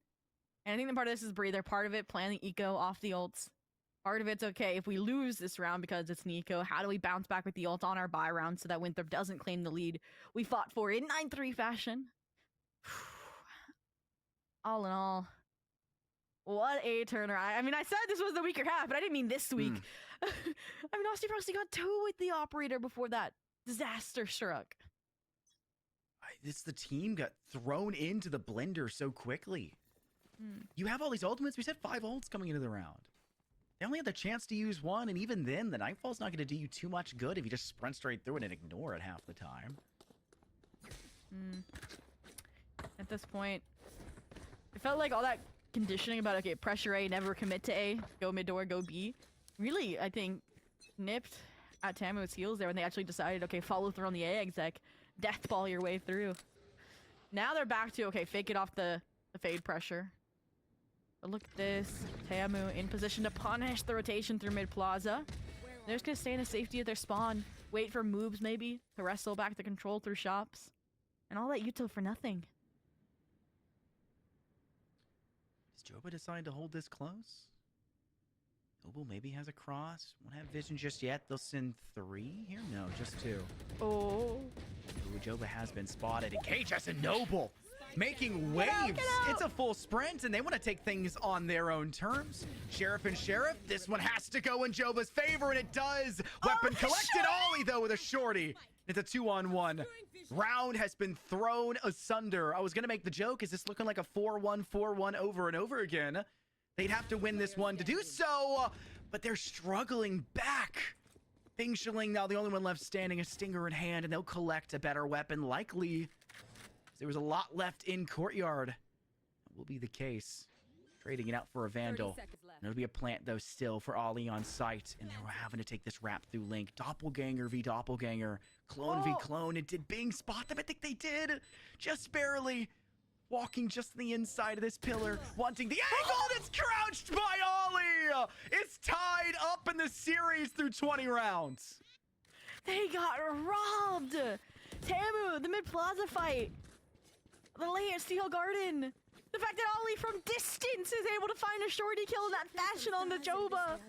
Like, you've got to be hurting. That's 5 in a row for Winthrop. Oh, wow, a tech pause. Who slammed their keyboard? I know it was a devastating loss, but come on. And, oh, wow, 10-10. Again, they're fortunate they only used 1 ultimate, so cut your losses. Didn't lose much. But, wow, the confidence has to be tanking right now after being sky high. Talked about how the next map, like independent of the loss here, is going to be an ego map where you have to be hitting your shots if you're Tamu with that ISO Yoru. But getting back to this map, 10-10. Again, timeouts, discuss eco strats, and the follow-up. So we still have some copium if we're the Tamu or the Aggie fans. Hey, it's not a timeout, but this one is a tech pause actually called by Winthrop.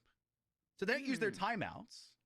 But they will, in fact, still use something when moves, their PC apparently crashes, and they need to quickly try to get everything restarted back up and back into the lobby. This is This is a series on our hands, a 9-3 halftime where you're still just one round win into the second half, and it's not even as convincing of a round win as Winthrop's were, because even when they were losing like round 2 at the start of the first half, they technically won that round. They killed everybody. They just ran out of time for the defuse. The scoreboard shows one thing, but they know the other, right?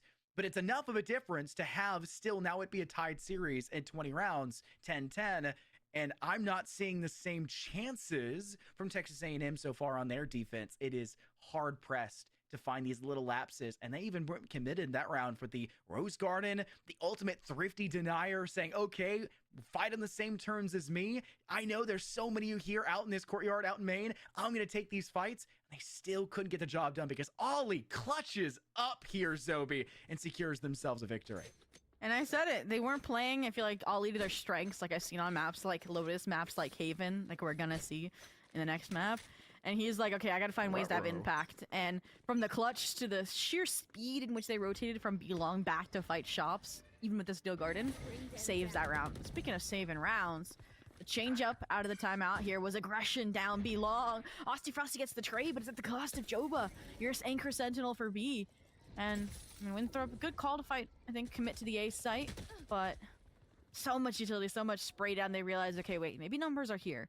We've weakened the B defense, and it's still just, okay, if you're getting up against a brick wall A, the mid pivot. And the difference this time, right, is moves as deep art. They're like, you're not going to get away with 3 art out fight mid plaza again. And Tamu's not going to give them that fight either. Just hold the extremities, right?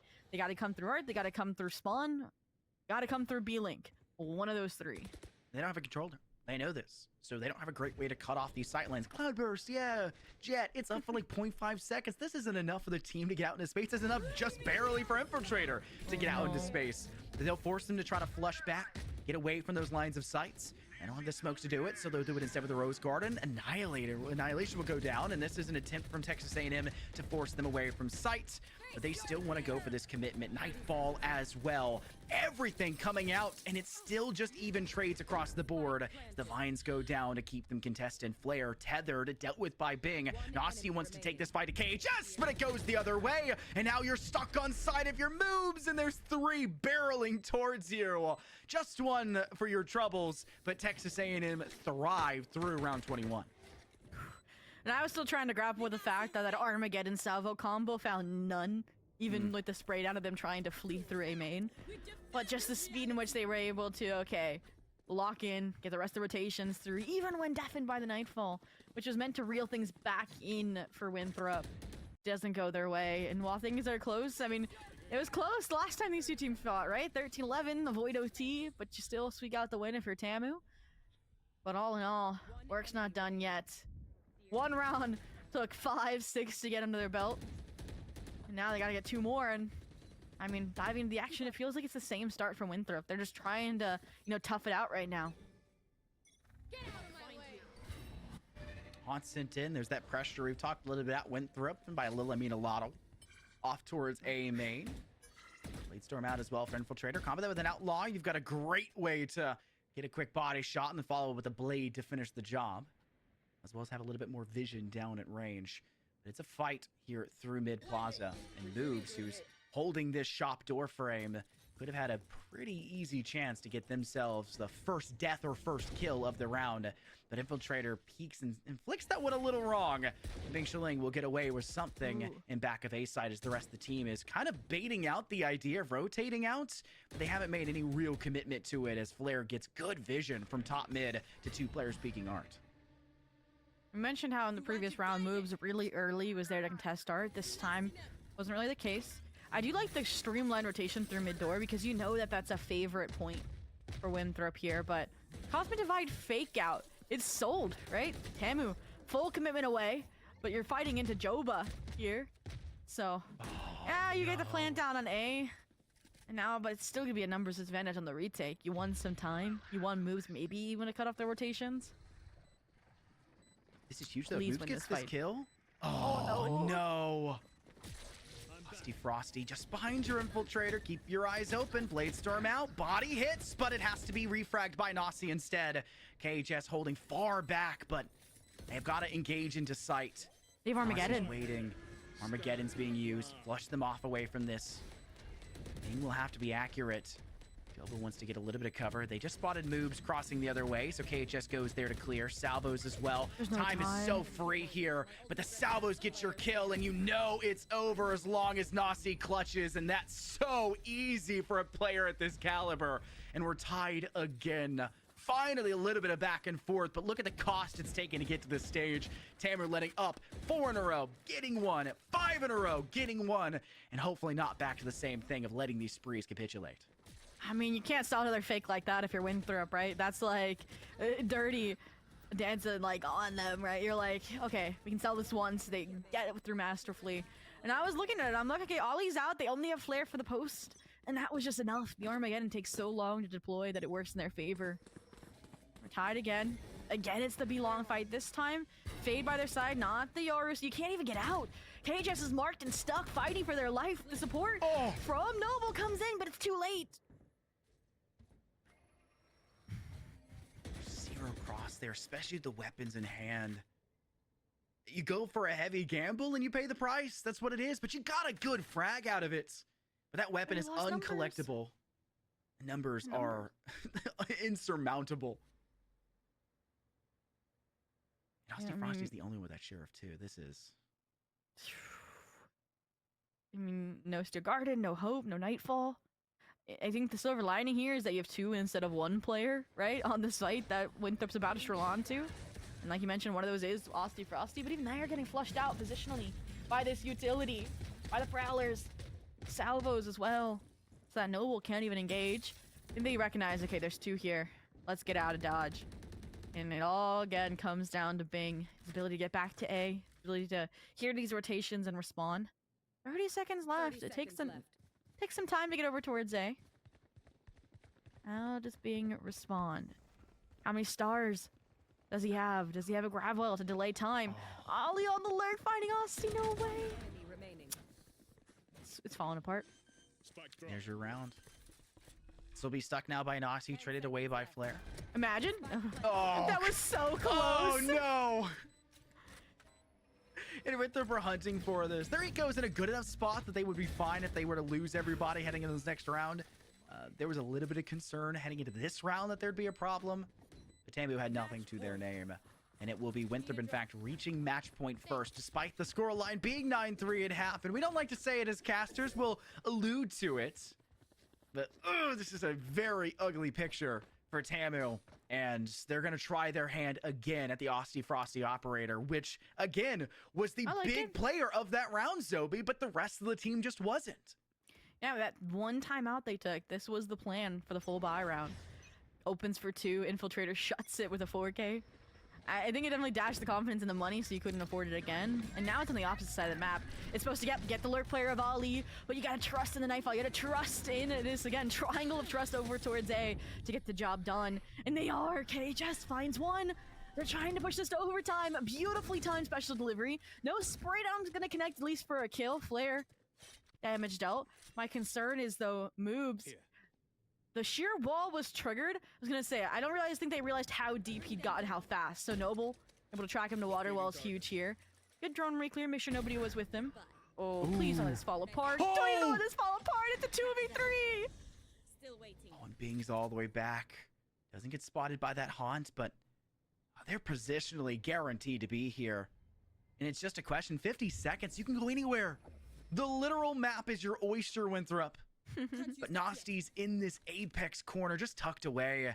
And yes, the smokes can be layered in and give you the time to rotate to the other side, but Winthrop are fine, stalling the next 30 seconds, remaining stalwart on this A site push. Hoping that these constellations, these stars can dissipate, and then they'll flush out Bing, because they knew they were there. Spotting 1, easily dealt with that. Nasti, their 3rd in the round, will have to clutch up with literally all 5 in front of them. Now move close to dugout. What do you do, Zobi? You have to plant right here. They're respecting the plans. Noble and Joba gonna play this hand in hand, side by side. My concern is that they line up. Unfortunately, not gonna happen. Flowers. The final reckoning there for Winthrop's chance of closing these out in regulation. 12-12, map 1 of the best of 5 for lower finals. We said it was high stakes between the scholarships, the land, revenge, or redemption, defending of a title. And both of these teams are playing like that's what's on the line. Map 1. We finally see Texas A&M fighting in a way that feels like they were the team that came away with a victory. 13-11 last time they played this map. Now, the first half, they obviously looked like the team that came away with a victory. Was that timeout? This is a Winthrop timeout. What? Folks, mark your calendar. This is a holiday, and it's not just Mother's Day, it's Winthrop Day. Wow. I literally, I want to know, when is the last time they took a timeout? Or maybe they take timeouts in VCL. This is... I think they just need a breather, right? 9-3, you stage the comeback to get to 12 to beat TAMU. The prospect to flip the script and win out 13-11 over them. And fumble it back at the last possible second off of some heroics. KHS. They were that player that stepped in, by the way, for CVAL champs. Just out of the blue for TAMU last year. And it really was a driving force in giving them that championship title in my mind. Okay, in my memory. Pristine on LAN. The highlight player in every analyst desk segment that we had. Exactly. see, and he was the one that off the Nightfall delivered this OT for TAMU. But now, I mean, if you're Winthrop, what do you talk about in that round? Because I feel like you made changes on the defense, right? You kind of were starting to track what TAMU was doing, and looks like I don't really see much change. It's still just the fight A main, deposit infiltrator, without an operator this time around. But all in all, the difference here is that TAMU, every time they fought A main was with ultimates, Armageddon, Nightfall, and this time they're just doing it outright with utility. Not much in other departments, and that makes me concerned. Get a kill here, they get ult orb. I mean, you're closer to tallying one, I guess, but it's a whole lot to ask for a single player. One player deep, they're spotted, that's KHS. Infiltrator will not go for re-engagement. The tether will ensure that nobody's able to touch this spike for the time being. The ult orb, I should say. And Texas A&M are going, okay, well, they sent a whole lot, as expected, through A main, and there's nothing we can really do about that, but we can hopefully keep them off of that ult orb for the time being. A wee lap back in hopes to maybe take control over this, as they do see the rapid effects around it. And then a hot toss. This one not going up on the wall, just inside that corridor. The Prowler from KHS. This is basically all of your Fade utility being used in the first 30 seconds, just outright to get one single point, and then you lose the Fade immediately afterwards. And this is the ollie I'm expecting to see. You see it on Haven with A main deep control. You see it on Lotus with Rebel control. They fight forward and hold these aggressive site choke points, and you usually walk away with one, if not two kills. And that's exactly what they've done. Shutting down KHS, who we hyped up during the timeout. But TAMU's not scared away. They're reframing this into an A split. They're running into some more Titans though. Flare, Infiltrator. A little bit of crossfire here. The jiggle good. The distractions that Flare can capitalize. Oh, and the defense. It's just coming alive at the hands of this A site hold. Osty Frosty elevates for one. Needs to go further. Noble forced away just barely. Eked out by that salvo, but still being forced to move. And they got shoulder shot by one more. Close around the bend. Tailwind, no cloudburst. They wanted to go fast, but they don't have to because Flare gets 4. Hey guys, you gotta have to defuse that. The fireworks dissipate. The defuse. Finally a defensive round will go the way of Winthrop. The 9-3 half they incurred to kick things off. And even when Infiltrator's not finding kills, just the worry of him. His potential is enough to shutter the enemy, right? Cloudburst out, you're worried about where he's gonna pop out, and it's Flare, actually, to find the monstrous kills. Whether it was through art, that 2-piece, or whether it's backside the 2-piece. Look at this moment, right? Here it comes. Cloudburst out and Flare from the right side while you're all worried about Infiltrator. Just insanity. And now I'm surprised that TAMU doesn't take a timeout. Operator back online, glass cannon style. No shield since it's OT. And you're gonna get the opportunity to use it. Oh, get out. It's so easy to escape for free as well with that Yoru. Who says Jet can't be a little bit of smoke and dagger? That's what the Cloudburst is for. They got half of it, and they got the daggers as well in the ults. But the Yoru was just so good about getting away for free with the gate crash. And though you do get a frag and a trade off towards A main, there's not much more you can really do from there. 3 versus 4. 2 players still active for TAMU on A, and 3 very much so prowling into B site for the offensive Winthrop. And though these vines, these thorns will keep you back for a moment, that haunt guarantees that Joba's life is short-lived, and it will be all 3 assisting to get the job done there, and it'll be a spike plant for Winthrop to try to usurp this map from out from under TAMU. It's so hard. Ollie, Flare, the post-plan player's alive. Ollie, interestingly enough, playing forward here. So is your Teo off the special delivery, and that could be your mistake you're undoing. KHS tries to get ahead of it, doesn't work, and it even gives Flare the Armageddon. So the timeline's accelerated. Noble is in the 1v3 and cannot close it out. The 9-3 comeback storybook ending comes through for Winthrop, 14-12, and in this best of 5, they strike first, stealing away Tamu's map pick, undoing that well-constructed map pool game they were intending to play. Now you have to look to the future if you're Tamu, and the future is bleak for map 2. Haven, you got 13-5 tier. They just 13'd what, 4'd 5'd Cumberland yesterday. Winthrop doesn't look like they've been resting on their laurels when it comes to this map. They look like they are the best team in collegiate for it, and they cannot be stopped. And Tamu struggles on their map pick for it. And then they have to deal with Icebox after that, which they already know is a close affair between these two rosters. And if they've done just enough to gain control over a map that you won previously, what have they done in a map you barely lost previously in the same way that you barely won this one that just occurred? I can't begin to imagine the thought process, but they're going to need the time to reconstruct what went wrong and to construct something that'll work for these next two to survive into a fourth. I'm just gobsmacked. How did Ali get 7 first bloods that map? Because they weren't using moves as the sentinel choice to play on A long. They sent Ollie there every time. Every time, which is crazy because if you're Tamu, you're like, oh, that's their controller. GG no re. We took them down first when they would lose the first blood battle. But Ollie almost never did lose the first blood battle. And then if they did, the whole team ran over to B site and was like, hey, it's a free one. They're pushing. Never was. Free rush to A site. It's entirely open, and it's just another round win for Winthrop to hold in a post plant. Similar how they play Lotus. They just copy paste what works on these maps. And honestly, Ollie's gonna be at the forefront of Haven as well. That was what was difficult. I'm gonna tell you right now about Haven against Cumberland because I got to cast that match. It was Ollie and Infiltrator were consistently bullying A main control, right? They weren't just like depositing a player, they were actively pushing forward. And even when they did just leave a player there, it was Ollie, and he was good for 2 minimum. So A was just completely taken off the map, and then you would like place a player like Moobs pushing down C, and Moobs was having an insane map as well. Like, it became so difficult to play around, to even like find your ground, your footing. I mean, Cumberland looked a little lost, and I think Tamu might have a better time adjusting right out of timeouts, you know, coming up with creative ideas when they have all 5 voices calling in the server instead of one defined IGL. But it's still a scary prospect when, again, we mentioned they're coming into an ego comp. They just threw a 9-3. We mentioned confidence had to be at a peak, not just for Haven, but then for Icebox as well. That's another, you know, whoever's the better aimer on the A side is going to get control there.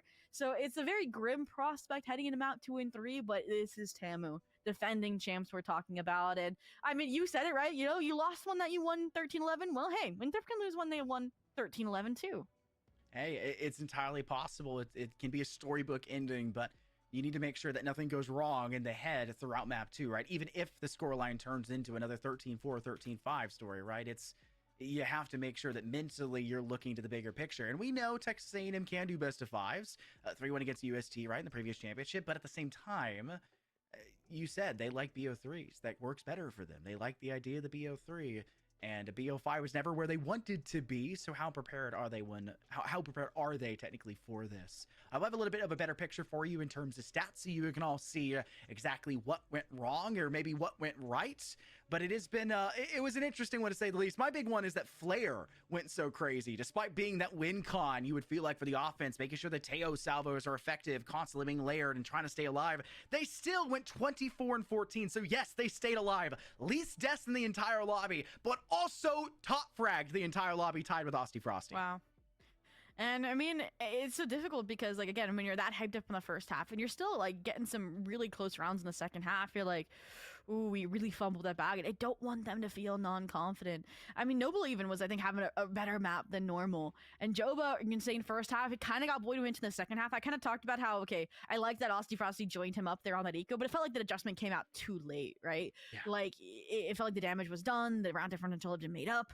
So if they can get that support early on, especially since we are going to go back into another Sentinel pick, if Joba's getting bullied on the defense, which I believe they are starting out on the attack, fortunately, then you've got to support him. Like, you can't expect him to stay at his own, even though we know he's capable of it mechanically, you know, being the VCL player in this team.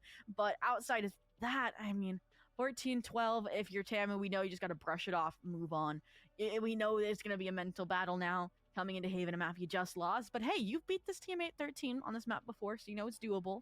And just lean into that fact, leaning into the Tamu of old. Yeah. I think the other crazy stat is that there's pretty much no chance that there's not a plant on Pearl, right? I think every round had a plant but one, I think is the stat. 11 alone came from Noble, by the way, and they were still capable of staying alive, rotating back and being that win condition for the side of Tamu, and why their offense was so literally firing at all cylinders, or should I say firing at all salvos at this state, right? This is just really what they were doing. Also 13 assists to Ollie. Like, there's just so many like standout stat points that, if we had a big desk segment to go into it and break it down, which we'll have for the championship, it could talk for hours, but you'll have to wait for the championship, and Tamu and Winthrop will have to get there to even have the chance to have that yap session go on while they ready between maps. But for this one, as we get ready between maps, we're going to take a quick break, so don't go anywhere. We'll see you guys for map 2.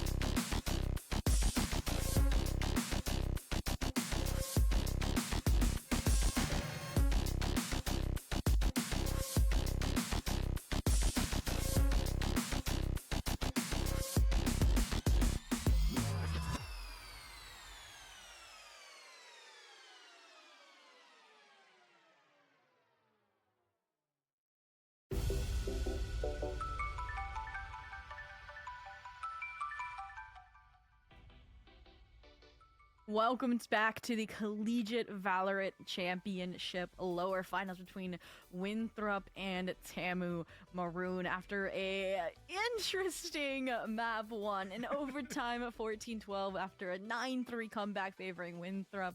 We're headed into a very telling Haven. All right, it's not historically great for Tamu. Winthrop's on a tear even against Cumberland in their previous CVAL round. What could we see out of Tamu? Give us some hope here, Infernosis. 7 rounds. I'm just kidding. I think there's a good shot for him, right? I think there is. This is a team that obviously made a lot of adjustments because we know Winthrop isn't going to go into a map again like Pearl, knowing that it was a close victory and not change things. And they did. Infiltrator wasn't as gung-ho with the operator when it came to their defense. Their offense felt like it was firing on a whole lot more cylinders, right? In comparison to what we've seen from them before. They're good, but we didn't expect that kind of showcase. And obviously Tamu changed as well. So I'm expecting Haven to be a big difference. But how much preparation went from the vaudable work that went through from Winthrop yesterday, how much of that has been recovered and digested and broken down by Tamu today?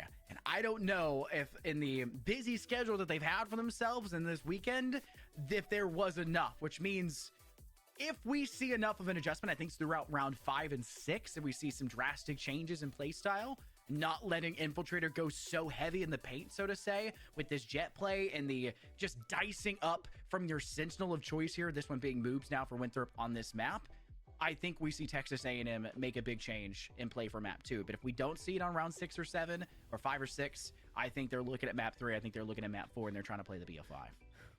Okay. I mean, I do think in my mind, like, when I was doing my research, I was like, I really need to see this team push a Fracture pick. And the fact they ban a Lotus and half Fracture that late into the pool, I think is a good thing for that potential 4-5 reverse sweep prospect. But ultimately, I do think there's chances here. You talked about Winthrop, they made adjustments on Pro, but Texas A&M, they look like they understood kind of, again, what some of the tendencies were out of Winthrop there. So whether that's experience from the past, whether it's looking back at the VODs, they did come in with a plan. And again, the multi-culling structure, the timeouts were well paced to try and make up for lost ground after that 9-3 started to go askew. But coming into this, let's look towards Haven, look towards this composition. I call it the Rankers comp because that's when it kind of surfaced and became popular, when you see the mechanical demons, these youngins pull it out and just aim their way to victory.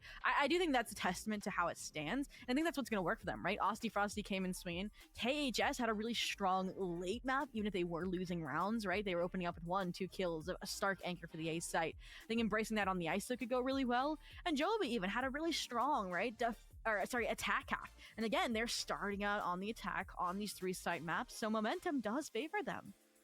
UN as well, ISO was played in this composition prior to ISO actually getting the buff. So it's even stronger now on top, and people were utilizing this before that change even came through, and now it's that much more viable. And we've seen just how cohesive KHS and Austy Frosty can work in tandem. I mean, think about it. These were the two that were typically staying alive the longest in a lot of these rounds for Texas A&M, both on defense and on offense. Even though Austy Frosty was kind of getting into the face, sometimes it could be a little bit slow if the gate crash was, offline and never having been used and wasn't able to be TP back to, and Winthrop were able to stall that out and kind of work with it. No matter the case, you're once again going to have to be concerned about the viability on defense for how fast you can rotate. Though Haven is one of the fastest rotating maps for defensive teams in the pool and has the most retakeable objective, arguably, in the map pool, that being at A site.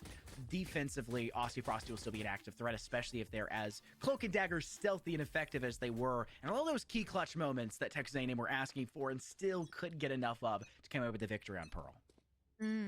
I will say my concern here, this comp isn't made for the post plant, and we saw them lean into Bing, lean into Noble. That Teo Astra combo was lethal. Here it is going to be, you have to make that case, hold it yourself, and track what they're doing. C-Take Simulator with this composition is pretty stock standard, and I'm surprised that Winthrop just gets out of the way, gives it to them, plays the retake off of the cam, the spy cam, and all the information that they need. You do have Joba, again, on the lurk, going to cut off, hopefully, Infiltrator, so he's not a piece of this retake puzzle. Win out the fight. Oh! Delays works too.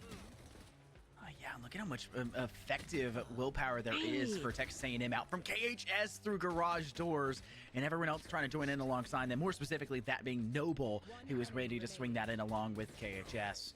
And it's a slaughter. Lambs right now for Winthrop. There's nothing they could really do. They tried to play for the retake on C, but even then he was slow. They weren't really all ready to fight, and by the time they were ready to stabilize, Tamu said, okay, they're going to move to these positions, these core moments. Hay or inside link connecting through to back of B site, or back to C site. These are the spots they're going to try to regroup before they all start to move into space.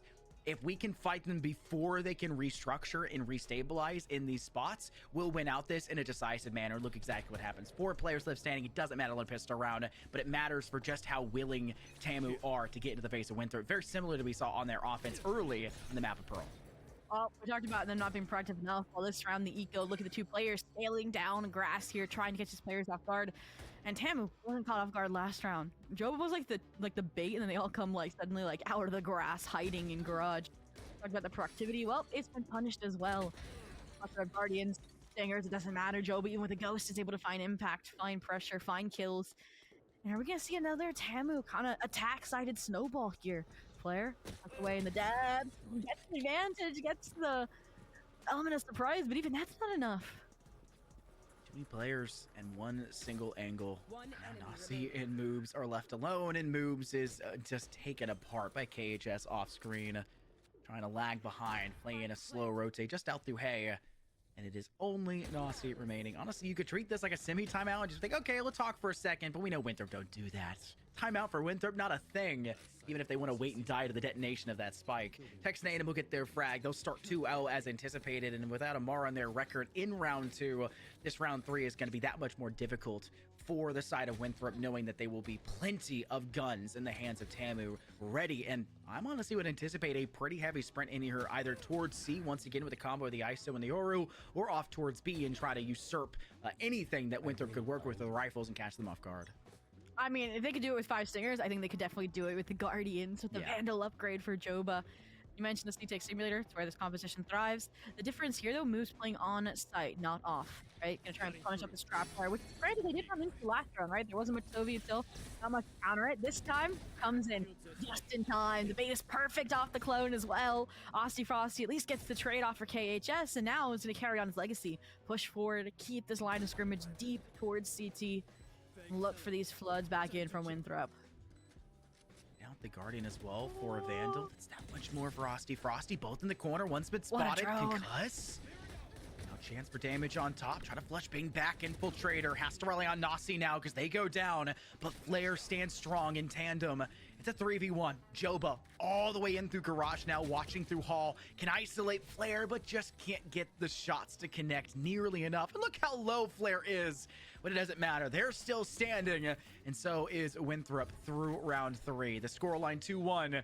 Plenty of time for that retake, and Texas A&M did not decide to go as heavy-handed of an approach to shut down the stabilization of Winthrop before they engaged back in for the retake. Yeah, it's just so difficult in that sort of situation. Haven, one of the most figured out maps in Valorant.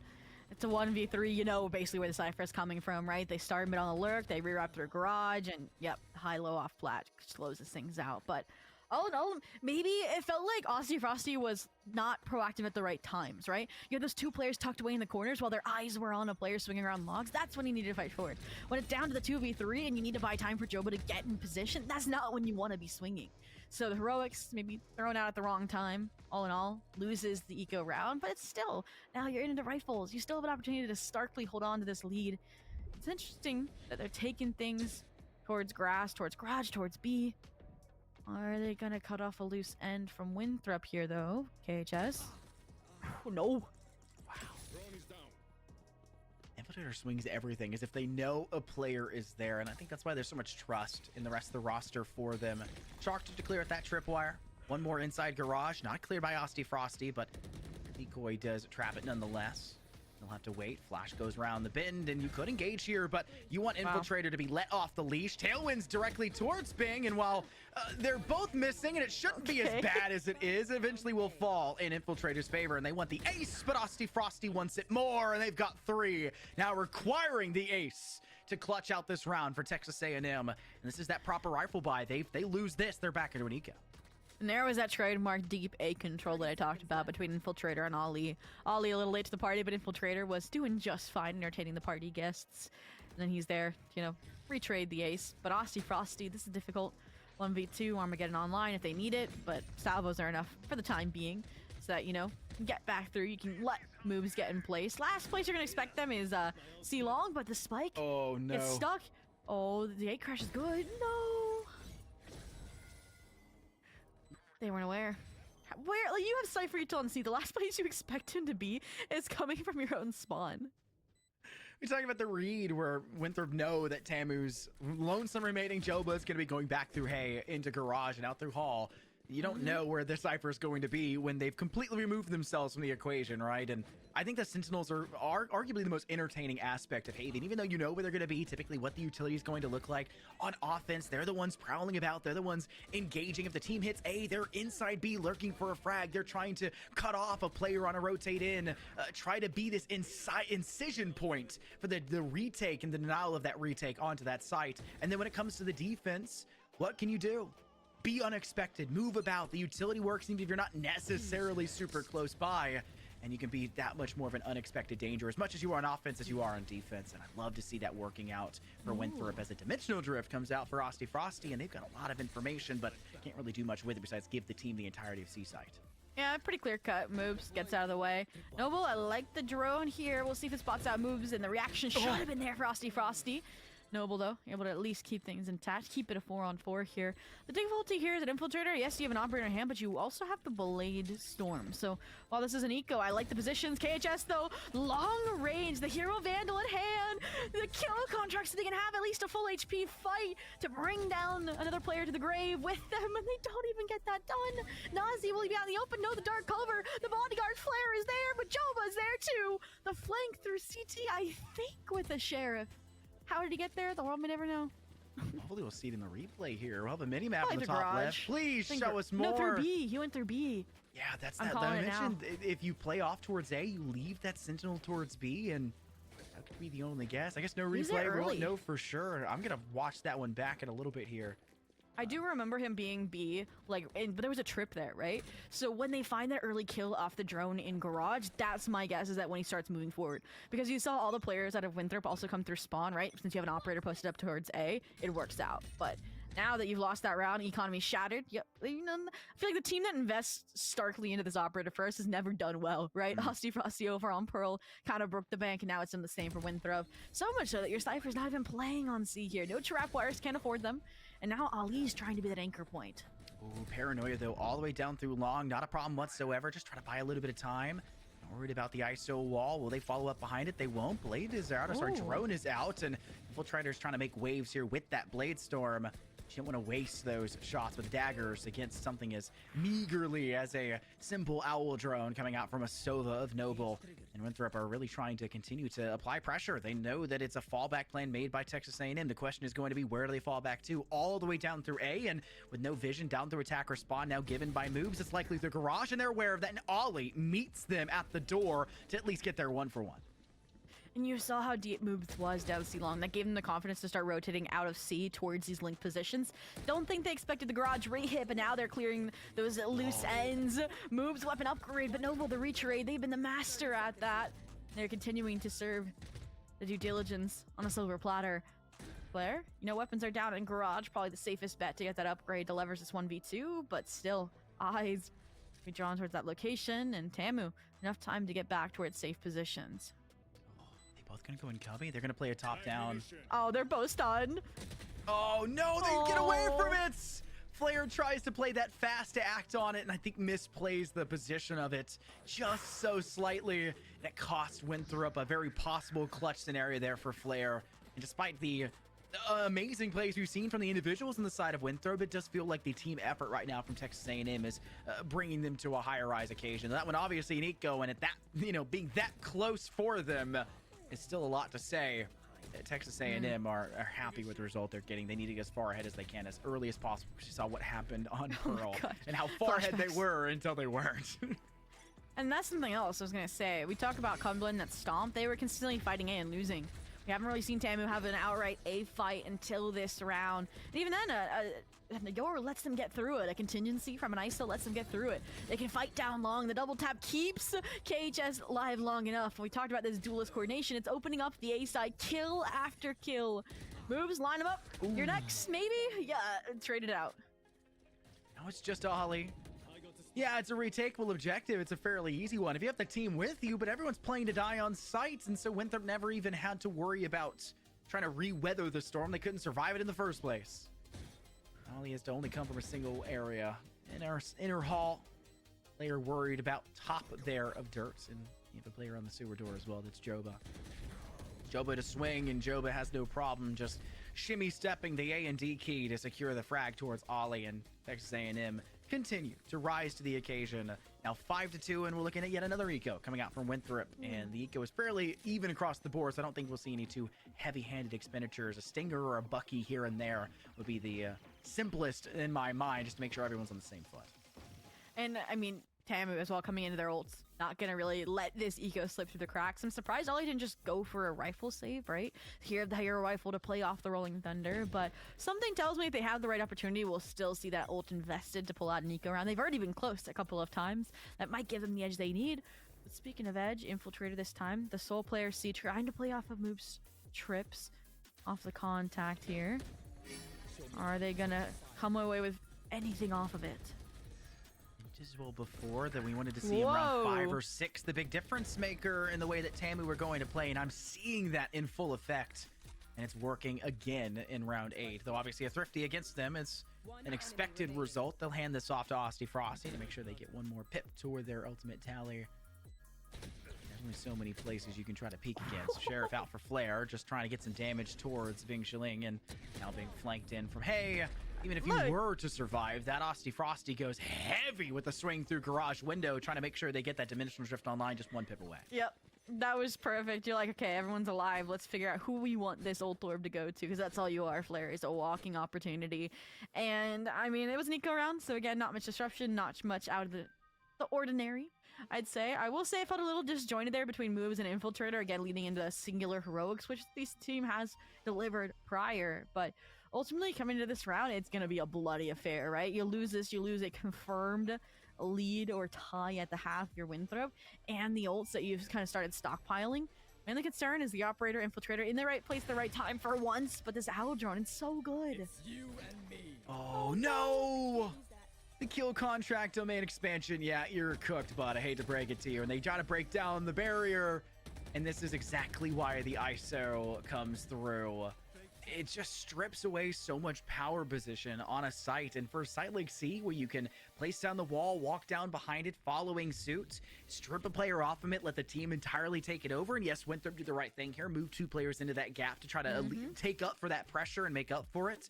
It's not enough. There's still the glaring issue of you've just lost the Operator once again, and that was another win condition that Winthrop wanted to do on their defense on map 1. They failed, and it looks to be the same thing. Did they not see the Cypher? Is so bad. I'm not sure they saw Cypher. Hunter Street, I don't even think exposes them. The Armageddon dismantles these players. Bing at least goes for the clearance. Armageddon, though, punishes as a result, and players just fighting tooth and nail to keep this site control intact. Rolling Thunder as well. They've invested everything, and they don't want to lose this round, but it's still Nazi. The IGL at the helm, the 1v2 position exposed. Not quite sure if they spotted the spike round default, but ultimately they're calling the bluff. They didn't see the spike, so they think they can go C, or sorry, can go A. Now, I mean, that gives the opening. Joba needs protection from Noble Long. Ooh. Okay. That was devastation for Winthrop. Everything that went wrong could go wrong. You mentioned it. Use all the ults. Break the bank. All those check boxes are there. And that should set Tamu up for not just this run of 5, but more. I mean, you know, Tamu did also dip into their fair share of ults there to keep things in their realm of advantage, but all in all, I mean, it's still like it was so fluid even when they were getting like disrupted, even when they were, like you mentioned, setting up this crossfire on C after taking Infiltrator off the site. Tamu, it's like we're just waiting for the second half at this point, right? We're like, we saw this before, get it over with, get your 9-3, and then don't fumble it in the second half. I mean, we're seeing the Justice League equivalent right now, right? Like, ultimates are cool and all, but we've seen it. The best superpower is money. Batman's the coolest one of all of them. It doesn't matter how many gadgets and gizmos or, you know, invincibilities you have elsewhere and can fly.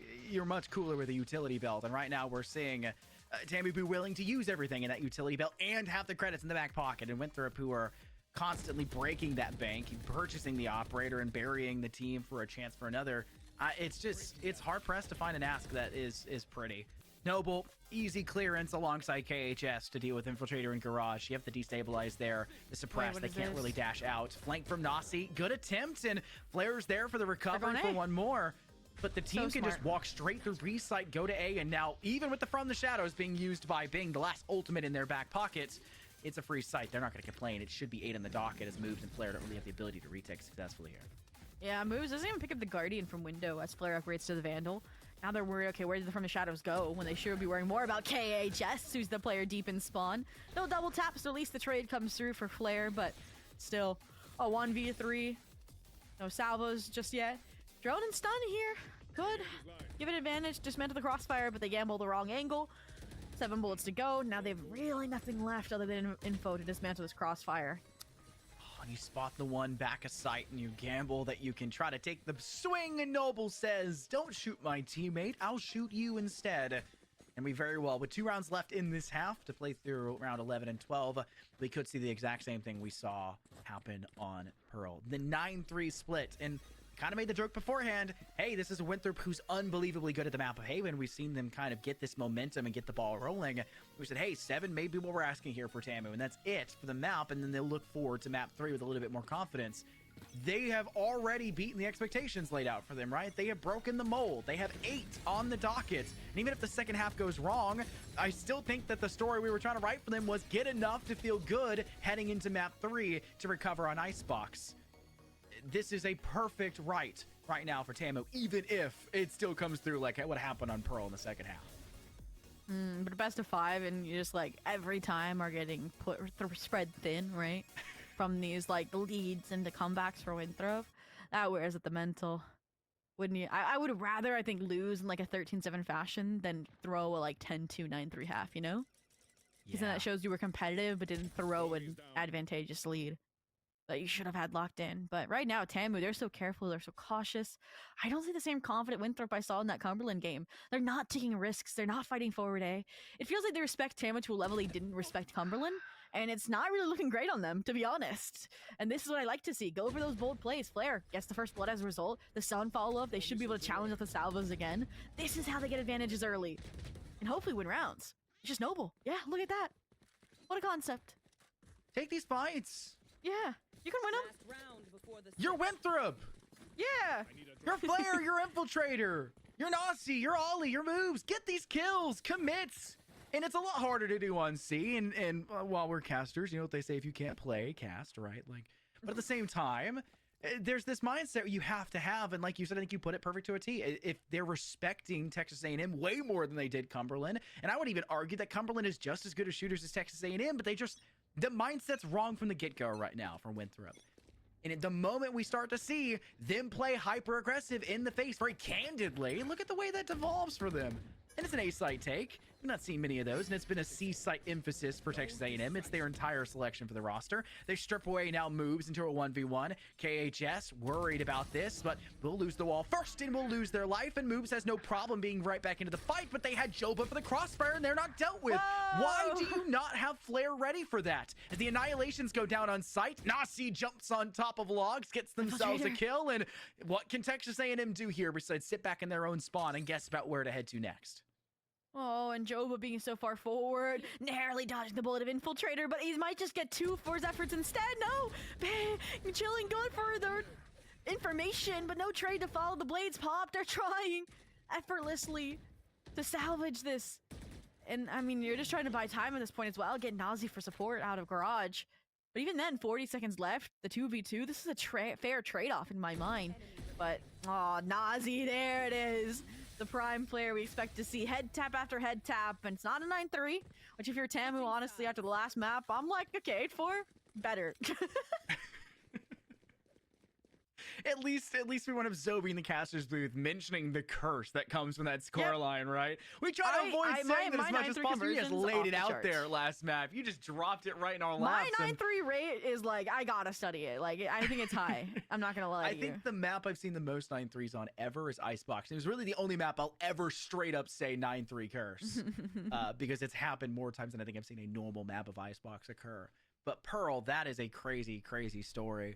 And one that is now levied off a pretty interesting start to this series as a whole. But 8-4 is much better, I would argue, for Winthrop, and maybe a little bit more, initiative from them on the offense, as they'll be forced to step into the loving arms of Texas A&M and fight on their terms. Will be just the way to change up that issue we were talking about of respecting the playstyle of Texas A&M and their gunfights and peeking these angles, as it does get them a good start for not just the first blood, but the second one as well, and maybe a little more on top until Joba gets a piece of the proverbial pie before getting ate up just the same. And I mean, that's the player we expected to see, but we also expected to see moves, the antics on the lurks, the final cherry on top to secure that pistol, and rinse, repeat. We're getting a Pearl turnaround, right? They won the pistol, they won the follow-up, and that's how things started to slip. So you mentioned wanting to see the 6th, 7th round, right, of the half. That would be what, the second rifle round? Well, I think that's what we're gonna have to look at here in this map, right, for Tamu instead, is how the second half pans out. I mean, look at this. A very, very light buy here for Winthrop. This is saying, okay, we're coming back, right? You win it, the 2 players moves and nods, you're going to pick up rifles in the 3rd, and you snowball. You try to disrupt anything that Tamu has up their sleeve. But KHS has a Bucky up his sleeve. He's done this before. Last time you get the opportunity to use it, but this time you're short, you're cubby. You get a wrap maybe through long if you're lucky. Oh, or you can get Nazi. They're walking right into your clutches. With a ghost. The player you can at least give up for the time being, but this Bulldog player you don't want to. Ollie goes down, and Nasi. It's turned into an infiltrator show because they're alone. 1v2. KHS waiting. Let's take an aggressive swing. Bucky's now out. The double tap doesn't save them. An infiltrator now has full HP and armor. And is worried about where they're coming into. Sheriff out and can't collect it. 4 kills required from infiltrator. And again, if you had 4 rifles in comparison, or 4, thrifty buys for your second round of the half, right? Instead of 5, you could argue that maybe that fight would have gone differently for Moobs for the first blood, or could have gone differently for Nasi down below in sewer for the frag that came from KHS. So that one was a sneak kill anyways. This is, again, they're saying, okay, we'll do just 3 because we respect that Tamu will get 2 kills at minimum in this round. Can't play with that mindset. You have to play that you're going to win every single round, every single time at this caliber of play. I mean, they definitely gambled that, right? Running into the eco stack, piecing it apart. I'm surprised that it still boiled down to an infiltrator 1v2 after all that, and his 4K delivers, and Has gonna have to deliver again, right? They didn't buy up those weapons because it wasn't a Stark advantage. Taking things to the B side, Austy Frosty not cleared out, and it's lethal as a result. All eyes on KHS, and as a result, should be a Tamu round done and dusted, maybe even a flawless one at that, but moves. Sheriff in hand, Judge collected. Up close and personal. Oh, the flash prevents an embarrassing fate. And Tamu, we said it, they needed to get on the board early this half to circumvent another turnaround. It seems like they've done just that so far. Tamu did their homework. Mentioned it. I needed to see something that kind of showed that they read into Winthrop's style of play. And a 3rd round, if you know that it was a close second. Sprint it! Hit under the B side. Go heavy-handed. And Texas A&M send 3 to directly hold B. Then move into the crossfire. Then play into a spot to fight. Let that smoke go down. And then ensure that if you see Winthrop go for a heavy play, which a lot of times, a lot of teams, depending on what their duelist selection is, whether it's a Neon or a Jet, they'll let their Omen be this secondary player behind them. Like you have a Yoru and an ISO to move up and be that first 2 out. Ollie's role here is to shrouded step behind platform when it comes to C or directly onto site. When they move through B, they're supposed to move to an opposing link direction so they can get into a cubby and then play for a fight. They know that, so they're going to watch both sides of that link, and it's a free crossfire for Texas A&M. Getting their 9th and securing it can hopefully give them a shot at the 10th, but they've taken damage from Noble early, and they've been spotted off towards Garage, so you're going to have Winthrop start to second guess if they want to move off towards C at all.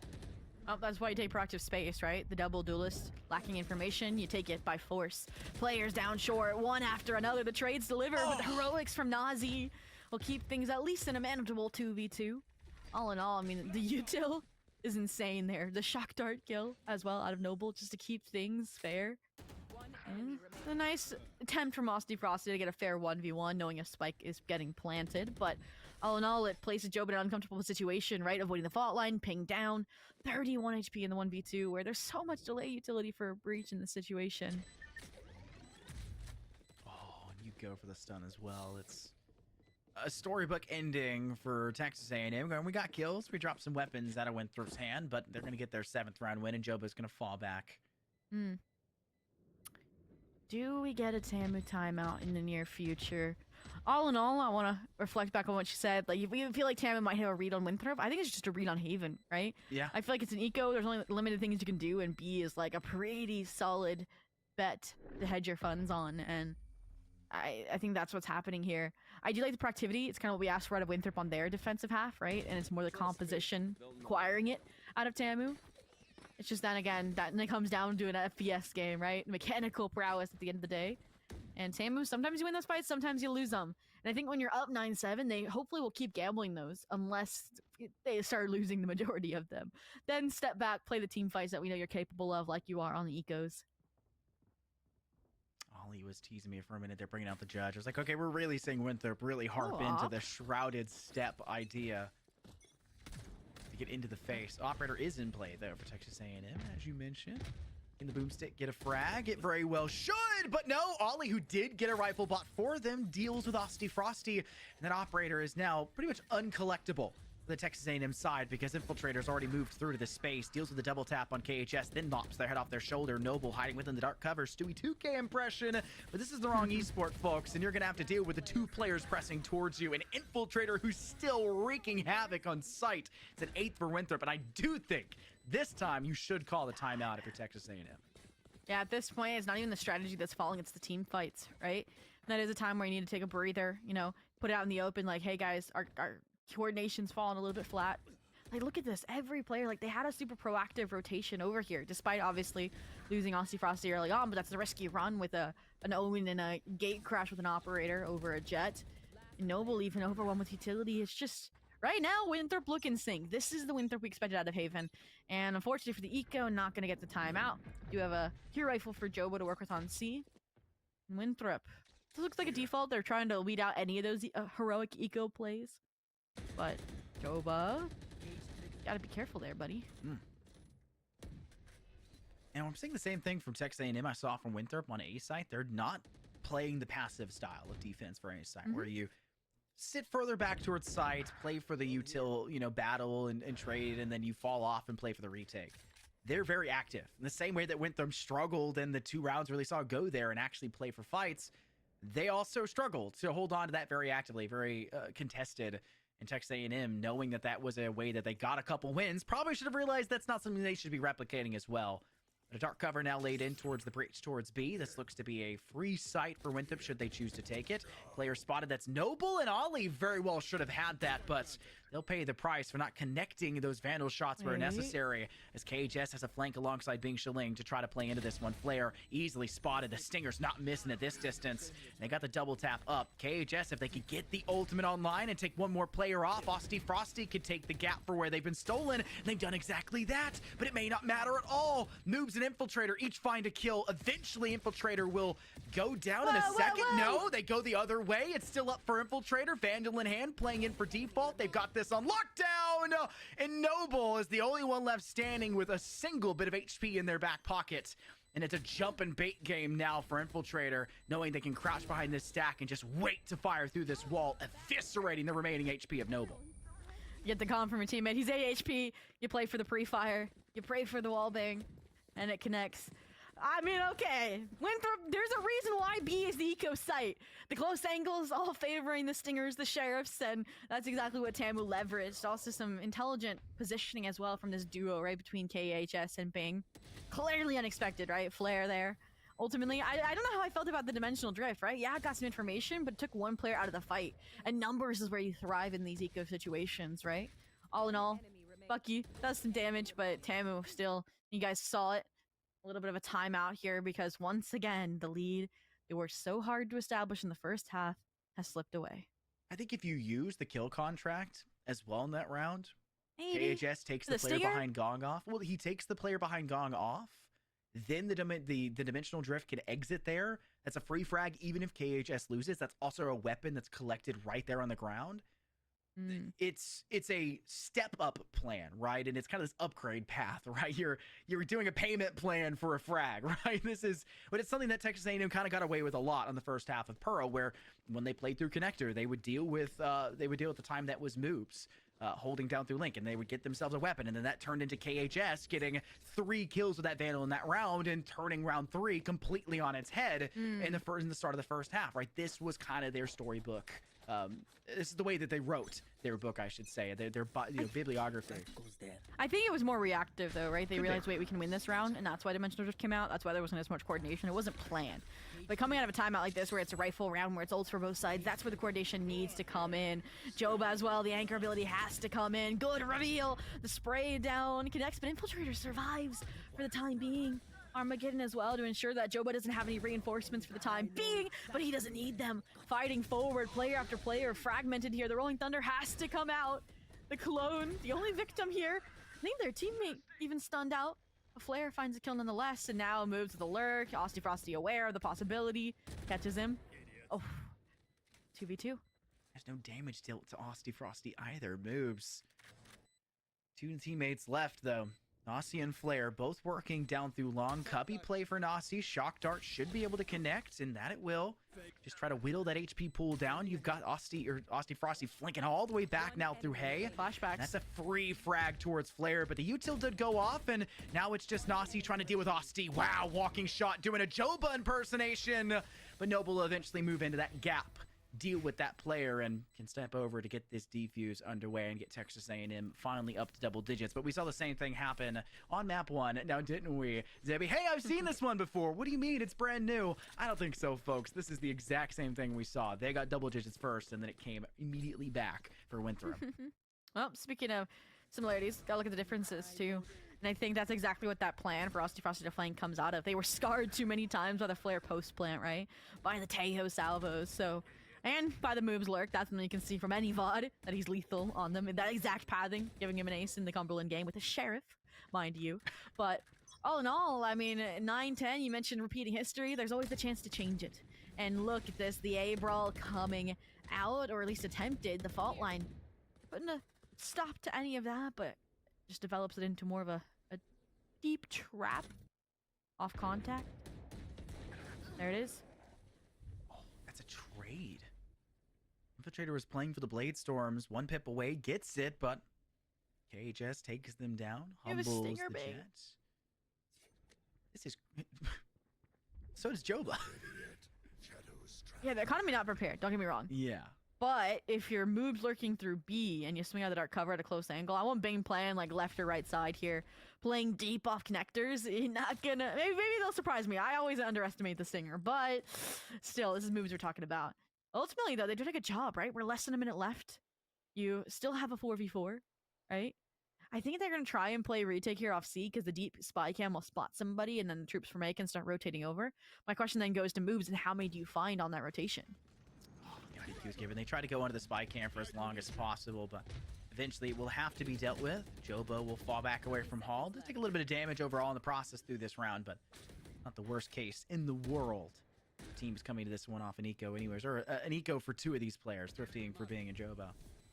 You're really hoping KHS and Noble can re-step into this site successfully, and KHS does not have the luxury to do so. Nasi takes them down. Joba joining them in the afterlife.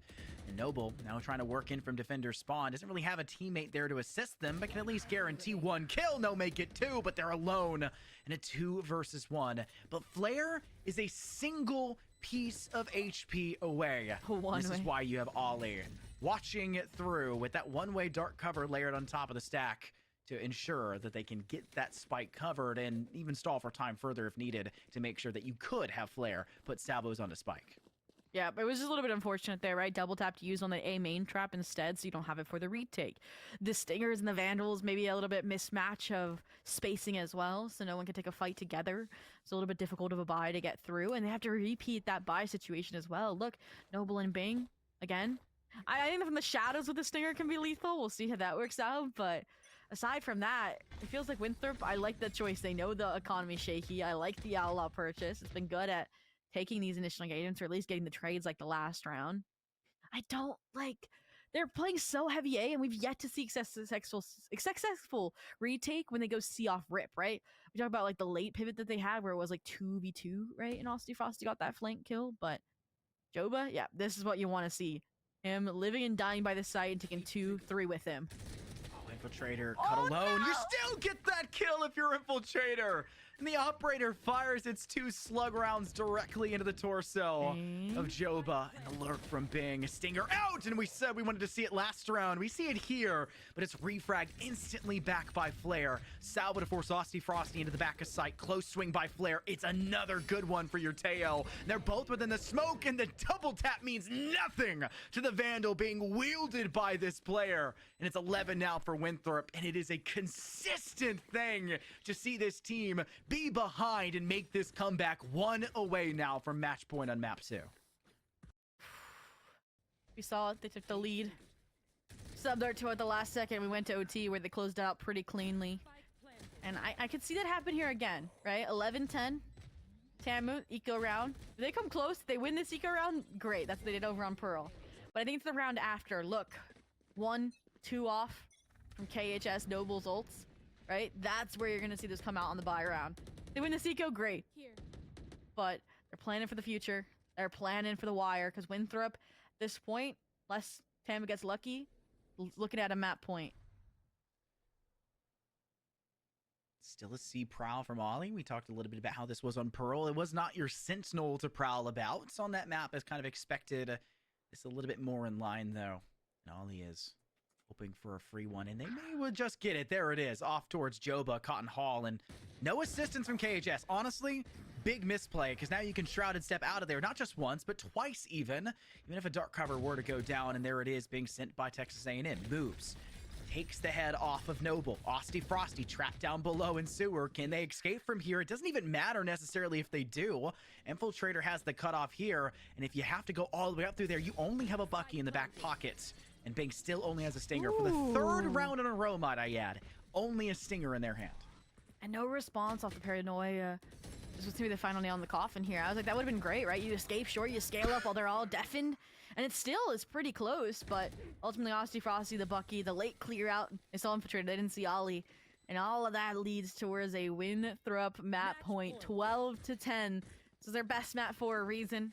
Tamu, again, improvements. This feels a little bit more equated, right? It was one-sided CECC South qualifier. It was one-sided CECC quarterfinals. And now with the tiebreaker for Haven, at least, right? It being a battle to the bitter end. My concern now, independent of this, is that, again, we're going to start on, like, attack and defense sides, respectively, over on Icebox. And if this happens again, I'm going to cry. Why cry? This is cinema. This is the best Valorant action we can ask for. If you're Tamu, though, you feel helpless, no? Like, you're throwing 9-3, 8-4 leads. It's hard to watch. Like, it's probably harder to play at this state. I mean, feels expected, right? They're so, like, clean, well-oiled, getting onto sites. Joba not even wanting to take the fight this time. Playing out of CT, and they're still finding kills on the entry. Oh, and they don't have the intel needed to use the Hunter's Fury in full effect. Infiltrator still in the back of sight, watching double link. Spotted now by Austin Frosty with Dimensional Drift, but Spike's not here. Players aren't here, and Austin Frosty will make that call out, and it's just going to be a question about where they'll head to. They'll tuck down through C-Long, using a decoy. Now a pop flash around the bend. Infiltrator is just avoiding, knows they don't have to shoot that. Rube spots their doppelganger, Joba, but it's a neural theft used, and it's a hunt to deal with the remaining players. They do know Austin Frosty is here.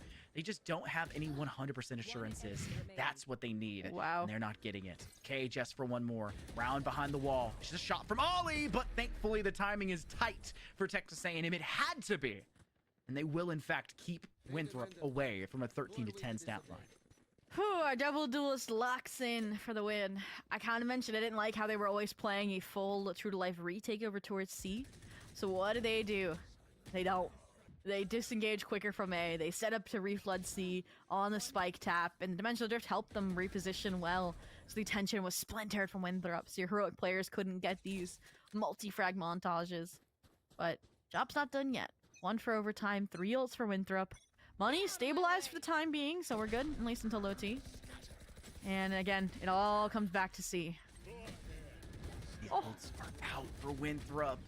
Infiltrator distracting to get Austy Frosty off the board, and think about how clutch Austy Frosty was in the prior round, being that smoke and dagger, the cloak and dagger, and hiding away, being such a distraction for the Winthrop force to allow for the rest of Texas A&M to usurp control back over towards side and keep them off of it. From the shadows now used by Bing towards A, and it was a bait. No one there, and the call out had to be made. Now nothing remaining, and you have a neural theft here for Moobs, who wants to get there to use it, and will, and down with KHS! Fooled by their obscurity down through C-Long. And it'll be a plant for Winthrop with no one there to fight back, and the hunt is on.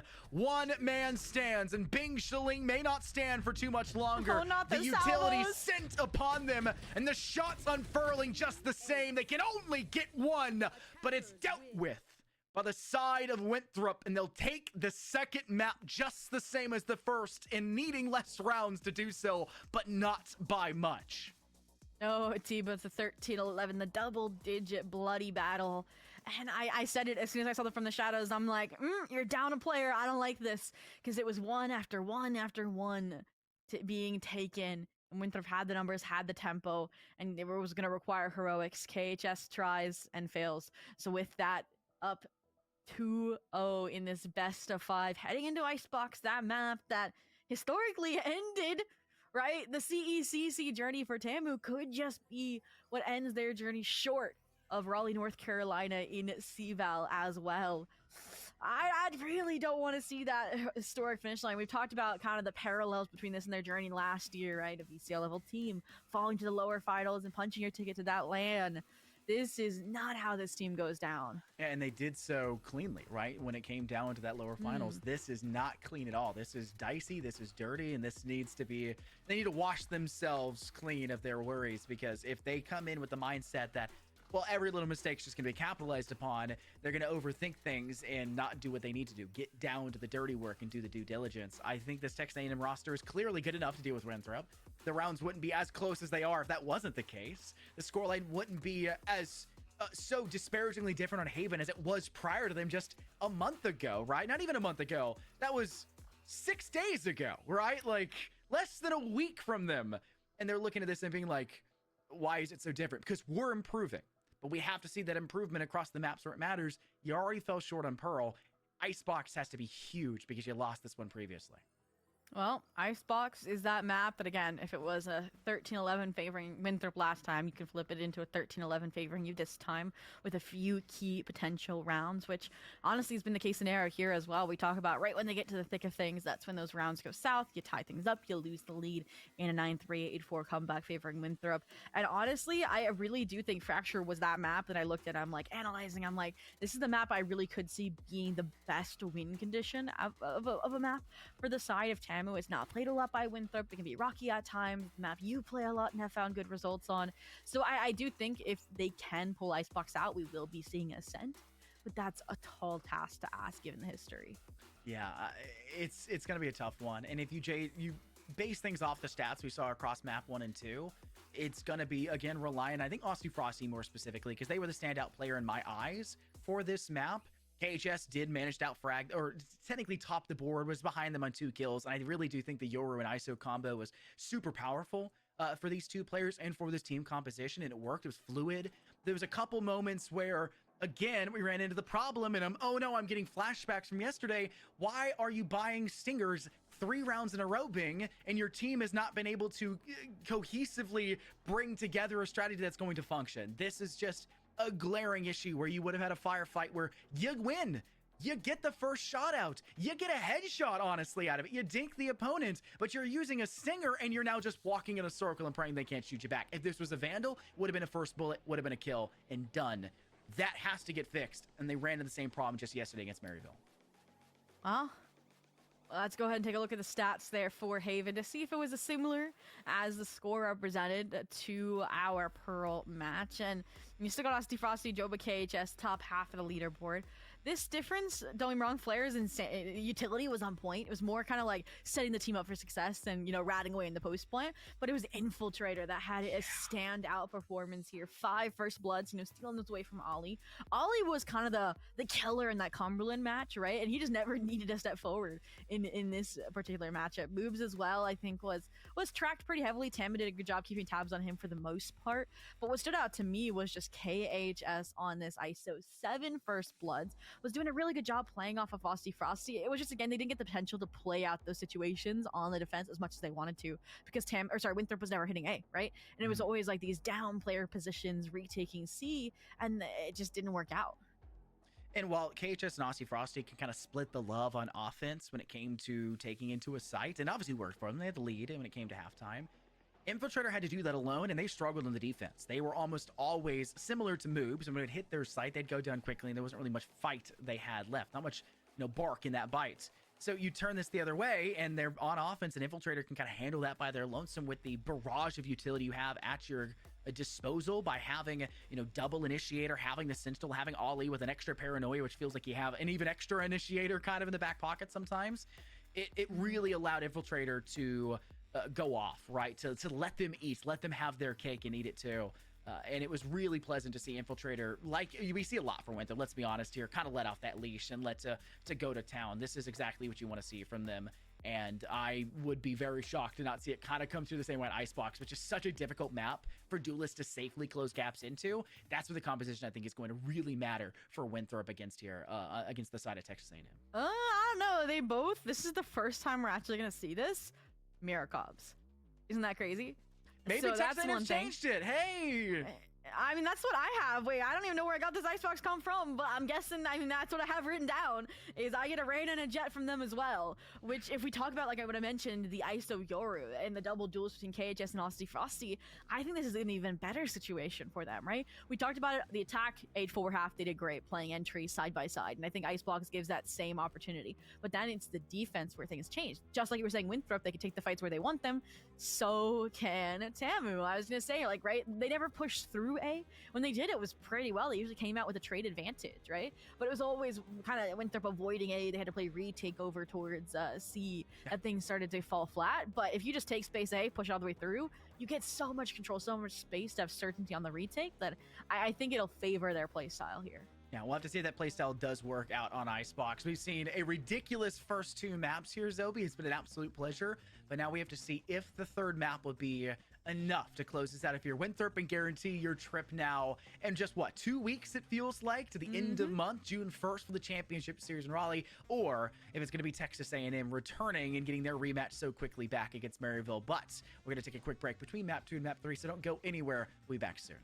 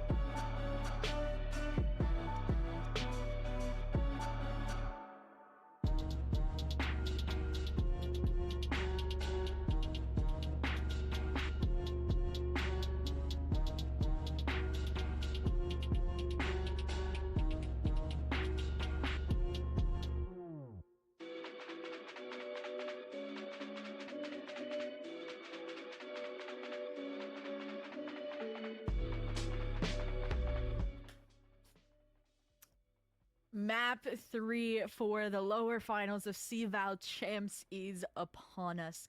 Winthrop taking it right now. Map 1 and Map 2 in double-digit affairs. OT over on Pearl and a narrow avoidance of it on Haven. As we head into Icebox, history favors Winthrop, but ever so slightly, with a 13-11 looming over Tamu here as they are in danger of elimination. I'm Zoe, joined by Infernosis to close out this banger of a best of 5, or maybe we're just getting started. Who knows?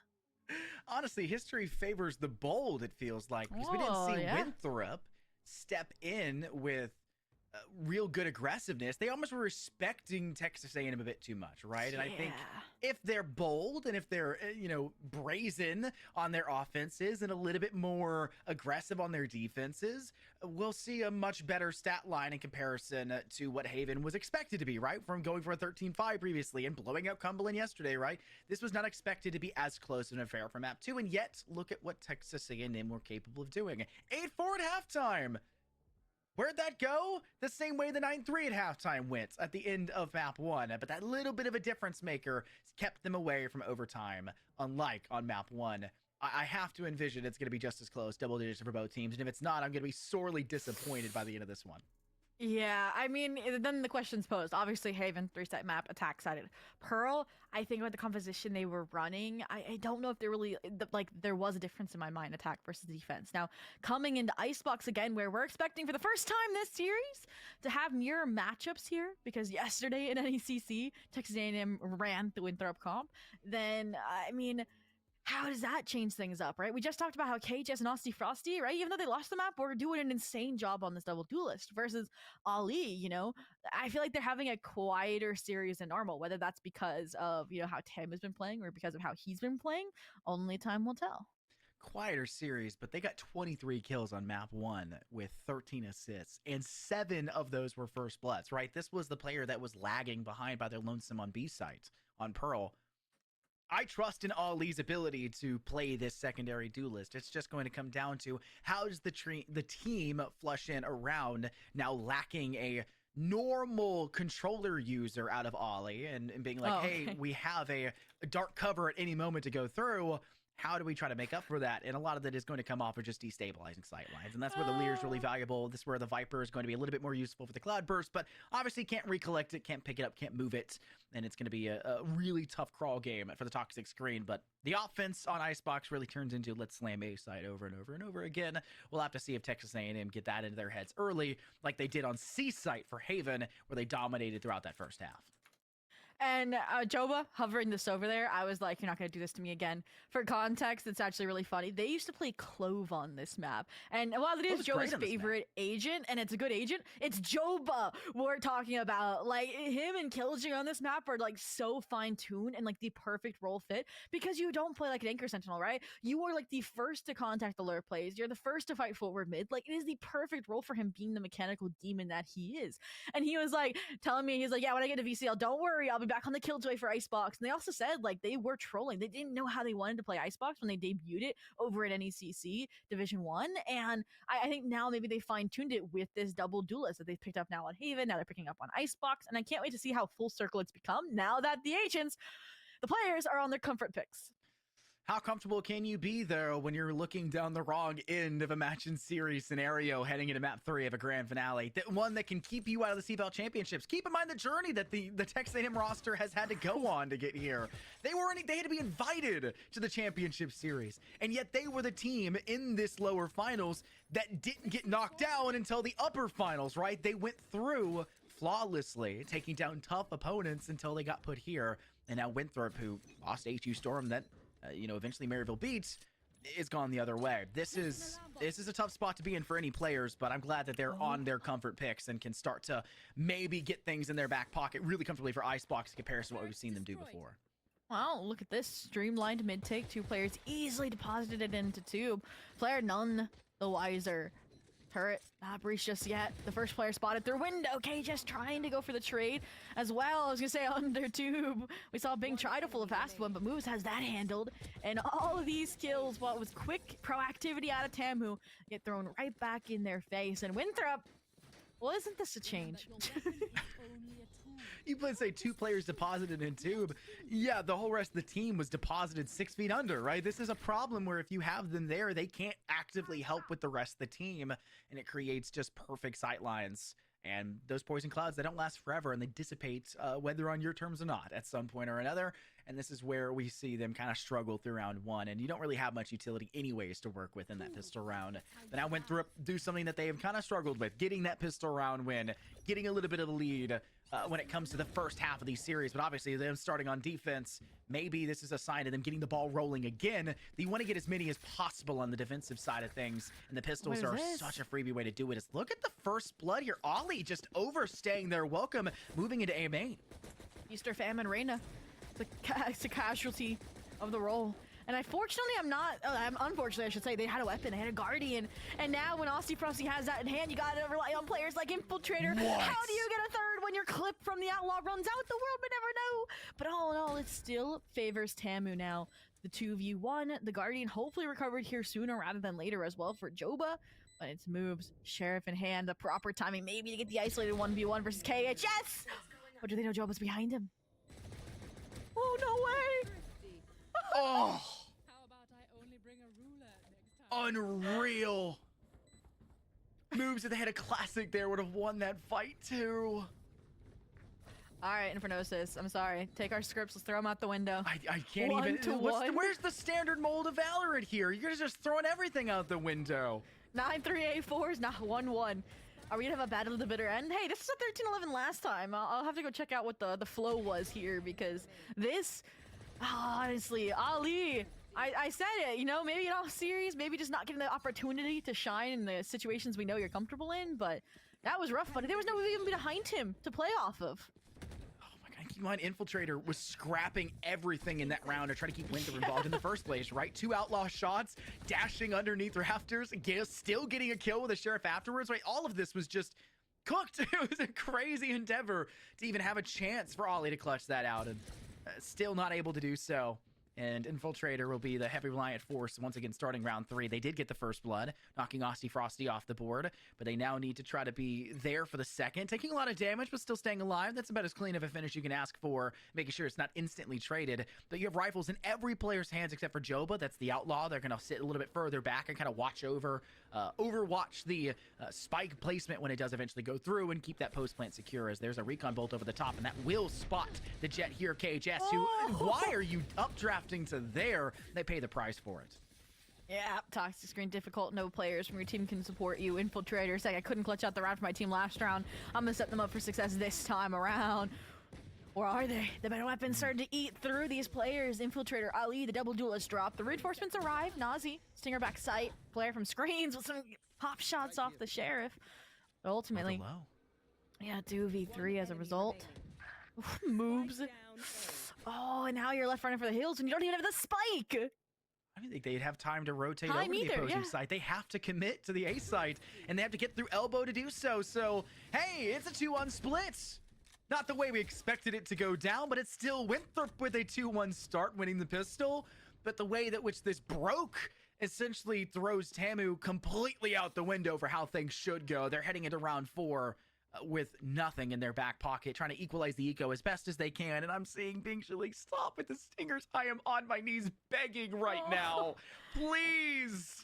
Oh, and I mean, at this point, hey, you got the reworked scripts, throw that out the window too. Back-to-back thrifties.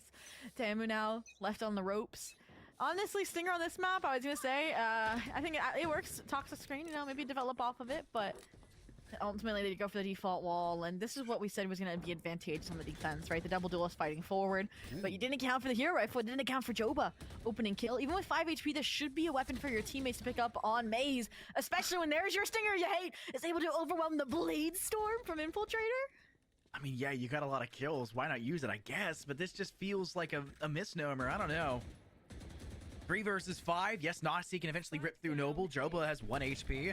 You're hoping that you can get an isolated fight if you're Nasi, but you swing a little bit too far and you pay the price. Flare, though, at range, not only deals with KHS, but Aussie Frosty, 2 full HP players, and now it's only Joba left Oh, with a wow. single tidbit of HP, and there it is. Recovery by Flare and Moves to secure this one for Winthrop, but there's not been a single round that you can decide the victor from the get-go, bar round 1. And we said we thought Icebox would be close with the way Haven and both Pro went, and maybe a little closer than we expected already through just 4.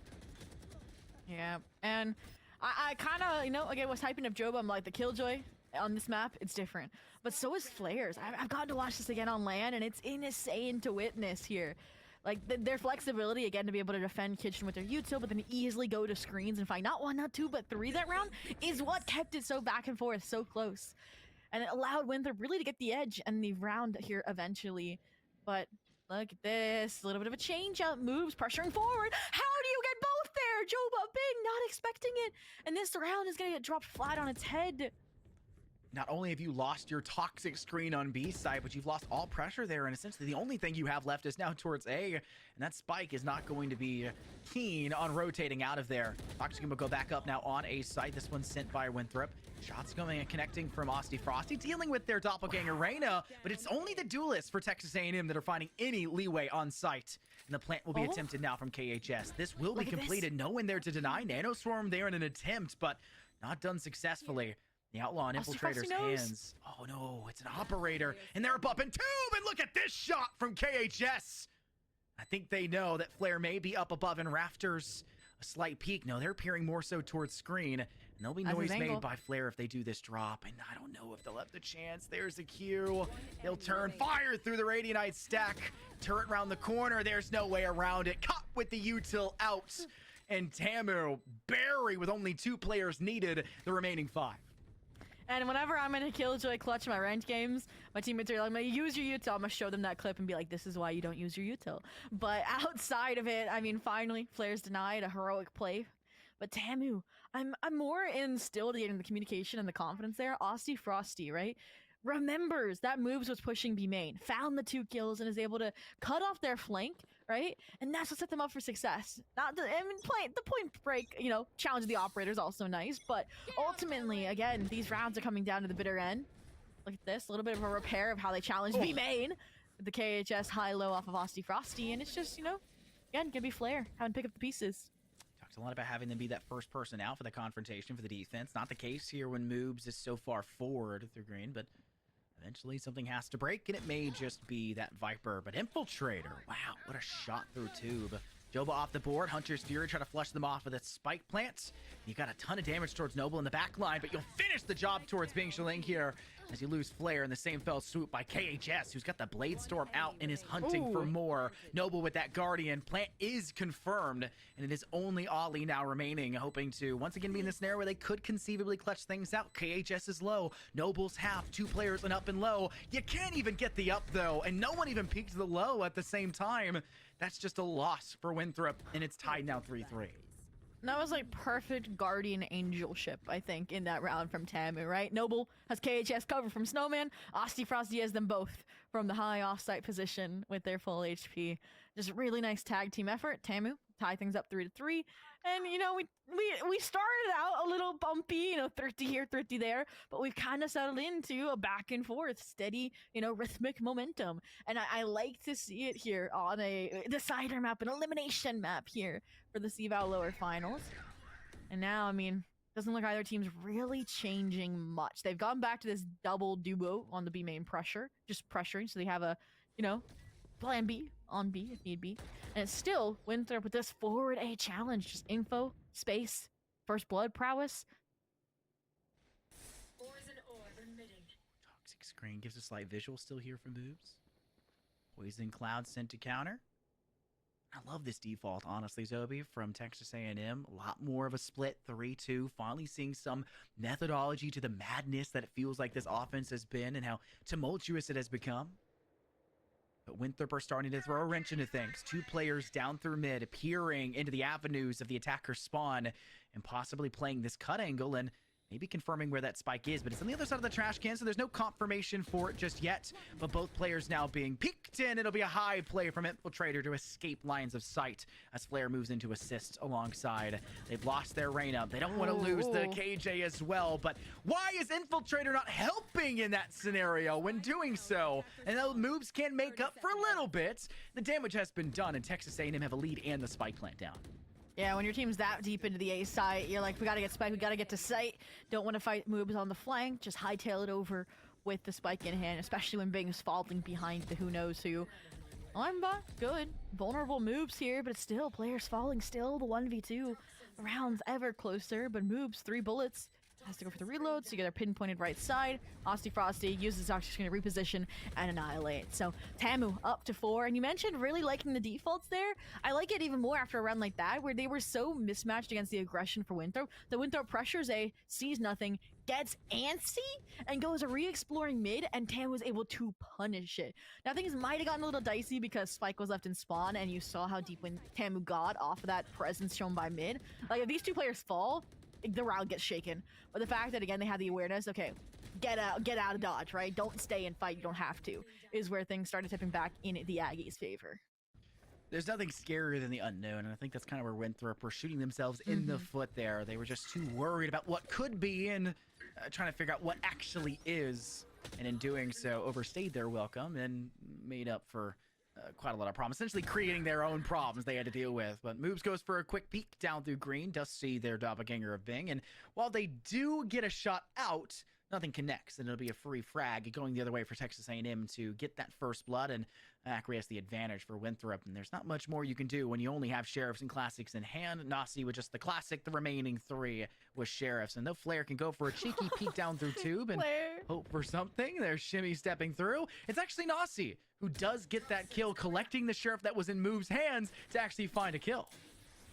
And Moves, I mean, it's not the tried and true Sentinel, but it's still a heavy lurk player, but they're getting just bodied over on the B site. Well, typically you do have a player that's a nice anchor of your Viper over towards B, and I mean, at this point, when you've already found, okay, Nazi's over towards B, you've already lost a player there. I like the acceleration to A as well placed. They get the spike down. They do hand off a weapon for Nazi, which could become a threat later on, but they've neutralized every other part of the map. So now it has to be the 1v4.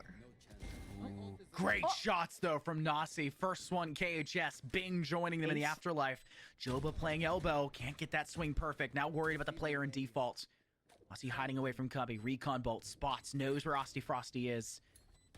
He can take guesses past this, but Joba's Nano Swarm does the damage needed to force this into a better fight. Just a body shot for a Frosty. And it's 5 now for Texas A&M. And we've seen them have the lead at halftime every single map, and we've seen that not matter. But for as close as this map has felt throughout the entirety of this game so far, throughout the start, the first 8 of Icebox, it does feel like any lead is substantial on this map. I mean, no lead is substantial. That's what Tamu, I think, has proven to us. And that's what I'm saying, is I can't be a believer till next half, no matter how much of a lead Tamu gets here. Maybe like a 10-2, I'd be a believer, but Winthrop is far past that point. And speaking of Winthrop there, that round, I mean, I really wish the players that were on site, rafters, screens, waited, right? You saw that hesitation, right? Nazi gets the Vandal saying, we've been flanking too much. They know, they challenge it well. Let's regroup. And everyone was just ahead of him. And so it came down to that ace clutch potential. And he did a good job, but ultimately that's why you wanted more players beside you. So now, I mean, change things up, lock in what's been working for you. Infiltrator, what they've been doing is establishing a main control and then backing out, right? I talked about that mismatched timing, going exploring elsewhere.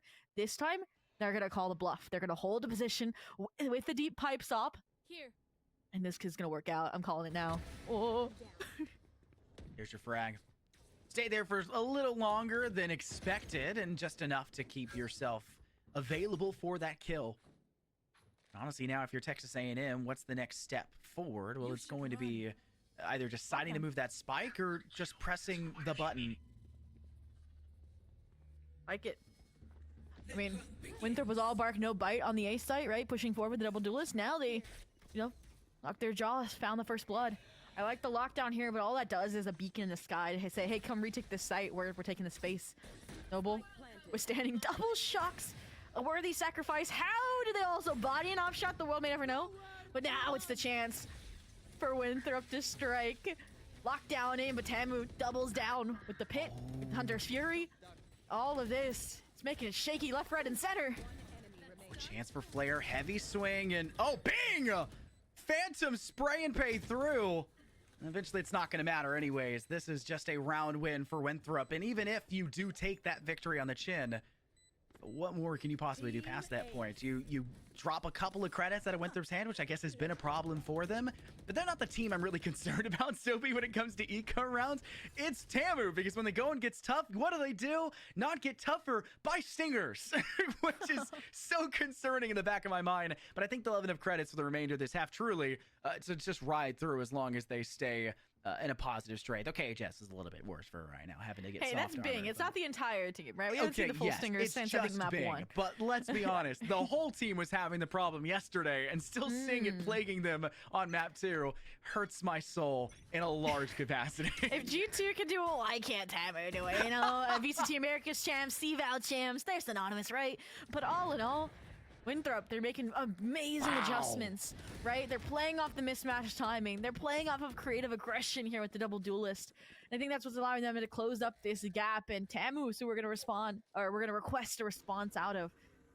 Here it comes. I'll see Frosty off the drone. Nice scale up here, but one's also on the side of Winthrop. All this does is reprime Infiltrator for a fight. Oh, having to move away the cloudburst. Misses the shot. Frosty swung by KHS, and it's this tandem duelist duo, and it's going further. Ollie tries to get the refrag for Infiltrator, replicating what we've seen Tamu do, and now KHS stealing the thunder and literally the boomstick of the side of Infiltrator. Leaves only moves now, and they're short-lived as well. You just died to your teammates' weaponry. 4 kills for KHS, and the Bladestorm's back online. Who would have thunk it? Well, about anybody. The duelists, the Jets, have been a limelight right now across both teams, let alone it being Tamu having both duelists go ahead of the competition. And that was the last bullet, too, so the confidence screaming for KHS. I said it, double duelist on a map like this was going to shine more than Haven, right? Even if that is a well-established ego comp. And, I mean, after a round like that, again, what I saw 2 rounds ago from Winthrop, forced by the lockdown, ironically, from Tamu, was a joint coordinated retake effort, right? That's where they thrive after finding the first blood, off of the op, off of Infiltrator. And last round, we also just didn't have it. So the fact that now they have a broken by Infiltrator, forcing up the op and the blades alongside it, Nazi also with the Vandal here, it's a little dicey, I'm not gonna lie. Take the same angle over and over again. This is the very definition of insanity, but at the same time, the utility for Texan A&M hasn't always been perfect about keeping that back. Speaking of perfection, you gotta be perfect if your move's taking that swing. Good for one. Joba off the board, and we talked about how important Joba is for this team, but it's just going worse. KHS, Bladestorm of their own, the one they charged up off to the head of Nor. And it's just 2 against the 4 up for Texas A&M. And Infiltrator's close by with that operator, but this is a peak you don't want to go against. And look at that impact being made with the boomstick ringing off in the distance. And you know how close that is. Their own Bladestorm now out, and KHS is hunting as Ollie is finally here to work in parallel with their duelist. Yep, weapons salvaged, carried on legacy, but it still might not be enough. The 1v1, Noble against Infiltrator, who only has the Sheriff, the Op, and the Blades that are starting to run thin. 1 left, 30 HP. That blade alone has to be a headshot or it won't deal the killing blow, and it doesn't. The flick falls short. The shock would get the job done. Hail Mary, pray it to the skies with that cloudburst. Don't know where it's going. But Noble knows that he's earned a one-way ticket into this clutch time. Ticking away. Infiltrator can't even recover his operator for the save. Tamu lock in a confirmed lead at the half. Maybe it's a bait there. I'm getting into the hide here of Infiltrator. It's a bait that he's updrafted. Cloudburst above, updrafts within it. I mean, think about how many times you've seen Infiltrator whip a shot, and the first thing they do is updraft, right? Like it's their, that's just their like there's a player button behind them, you know, because then someone else can trade him off while they're tracking his crosshair up to the sky. I mean, we've seen it. No, you're alone. Like this round, he's alone. Yeah, he was like, wait a minute. But all in all, I mean, it's interesting because Tamu, right, they made a change that round, right? They had, you know, Bing, they had Joba go mid-tube that time. And what happens? Moves punishes. He gets proactive through B when there's not players there. So almost if I'm Tamu, I'm like, hey guys, don't make any changes. Last round of the half. Because they made more mistakes, I think, that round. As a result, they got that much closer down to the 1v1 than just, you know, I hate to say this, the A fight. Yeah. I mean, look at Nasi now. I mean, you're going into a full round. You have the Hunter's Fury. This did a lot of damage previously. Did also get a kill. Get as much information as possible early. Don't give up a kill. This is the biggest part. If you give up a frag early here, it very well may just be the end of everything. You also have that Empress online. This is why Ollie is a little bit more important here as well. They've not been standing out in this first half in comparison to Texas A&M having both KHS and Austin Frosty lights out, top 2 fragging for their team and leading the charge on their offense. And I expect that to change in the second half, but you wanted to see a little bit more from them defensively in terms of retakes, and it just hasn't really been there in that change, though. Well, first time we haven't really seen Tam with the follow through. I think they realized Winthrop's been trying to find that Goldilocks, right? Like between, okay, do we fall off too early, start reclearing mid? Do we lock down and keep Infiltrator posted up with the op? Or do we just stay in the dark on site? And this was their happy medium, was to play a retake over towards the B site. But the difficulty is their defenses there have started to falter, right? The Viper, the Killjoy, gone. Now it's relying on these rotations that at least they took down a few with them. So it is the 3-on-3, but this is the duelist we're talking about. This is Austin Frosty. Oh. So close, tucked in the corner, just opposite of Snow. Shock dart from Nasi. Clean nice. up now made. Ollie's got the Empress out. Swings in for the finale. Refragging Nasi's loss of life. And Winthrop will close out the first half with a round win, similarly to how they did on that big clutch round win in round 12 of map 1 of Pearl. And keep in mind, that map came into OT. Any round loss in the first half in comparison would have been the undoing. Similar to how map 2 went. What a storybook to unfold. Then you have this now. Winthrop much closer. 9-3, 8-4, 7-5 now. Every one of them Tamu leading at half. 3 out of 3. But then there was 3 out of 3 Winthrop comebacks. So we're looking to maybe depart from the trends if we're Aggies fans here, Infernosis a little bit. But maybe. All in all, I do think, right, like, Tamu, it's so interesting because they were winning the aggressive A fights, but then the tempered approach was also really, really nice out of them on those defaults. So I'm wondering if this half they're going to follow through. Because we never saw Winthrop once, right, fight A and continue fighting towards spawn, right? Even on the rounds where they leaned B, they never re-cleared all that space. I feel like out of Tamu, I could realistically see that, right? They keep going. Not on a pistol, but later. And for good reason, because your Bing, your Pseudo Sentinel, is getting a little run down by 3 players, I believe. It's a little dicey. I wouldn't want to stick in to the B site too much longer there. The toxic screen is making matters even worse for Ware. Noobs knows exactly what they have to do, and Infiltrator is so deep into this space. They're in this gap between the Cloudburst and the toxic screen, knowing that they can essentially control and kind of temper their defense for this post plant. But eventually you'll have to have the straw that breaks the camel's back, and that will be Infiltrator with the kill. Now continuously falling in favor for Winthrop, only letting that refrag go towards Infiltrator. KHS and Noble stuck in a post plant. Do they just try to die to Spike here? Do they try to go for a kill? Time will tell, but they're both off towards Snowman, and I don't know. This is a little bit hard to try to fight against. One has a Sheriff, one has a Ghost. Ghost would be a little bit better at this distance. KHS tries to close that gap. They had a turret they have to fire through, wasting a ton of rounds and having to now force the reload, which is just time being bought galore. And it will be Winthrop getting the 6th. And if you take that pistol, look at how that gap at halftime is already cinched in. Oh. And 3 out of 3 leads favoring Tamu, and 3 out of 3 pistols following that fact now converted for the side of Winthrop. And you mentioned it, right? The differential has only shrunk. 9-3, 8-4, 7-5. So this pistol gains that much more ground back. As long as we don't see another rogue second round thrifty like we kicked off this map, then it should be a tie right out the gate, 7-7. But this is the Aggies we're talking about. You know, KHS has been insane this map and is sporting a Marshall. So let's see what they can get done, especially with kind of a respectful, just 3-doll Bulldog buy out of Winthrop here. And they're going B. It's such differing approaches, this attack half from Winthrop and Tamu right now. He's gonna try to get a little bit of utility ready for Infiltrator to play into this one. Bounces all the way back. Blink. Could be a little bit careful of that, but make sure he's not too concerned. As Infiltrator tries to pre-fire spam, it is a heavy emphasis. Once again, as you'd expect for Winthrop, off towards B site. Ooh. Shot out in the distance. This is an attempt with an Outlaw of all things from KHS to get some damage on the board, but you have the toxic screen, you have Cloudburst, you have all this utility here for your Viper that can close off those sightlines, and it makes it a lot more manageable for Winthrop to get into the gap. And yet still, you see KH actually do get some damage off through that end when you lose Nasi. Why don't you just send yourself off towards A, because you already had your Viper so close there. Yeah, moves. They haven't really made contact on Austin Frosty, who's stuck around, recognizing it, and they'd only have a Ghost in hand, but you're caught sleeping. So now, I mean, The difficulty here is that all the players are rotating. You have 35 seconds left. You make the decision to double back, and I mean simultaneously to the Aggies as well, who clearly caught scent of something. No, it's the triple back. They're still going A. Oh, no, now but do you go back Will, B?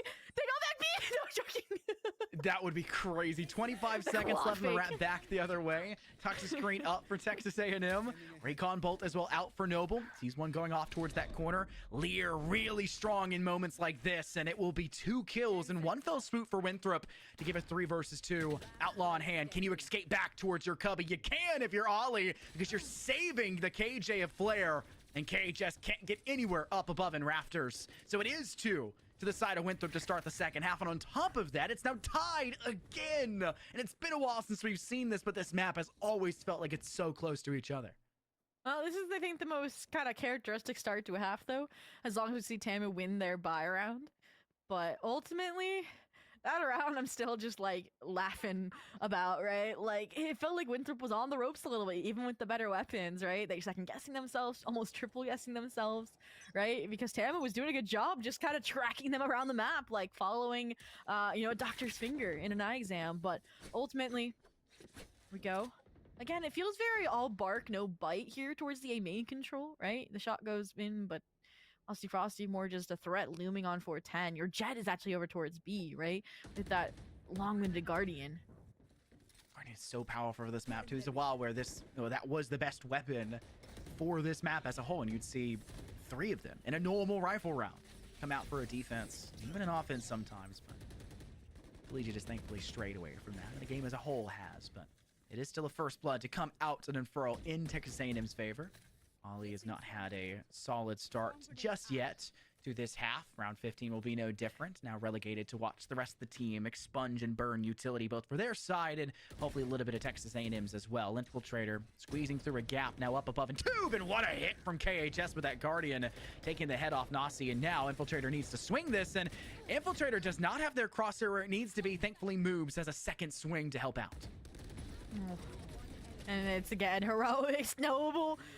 Spray down. 3 kills. What looked like a streamlined A take out of Winthrop. A great backside challenge. Suddenly turned on its head. While it got close, only 2 survivors can ride home. Tamu win the rifle round as foretold. My concern, though, is again, look at the money that's left in its wake. 2 light shields, a regen shield.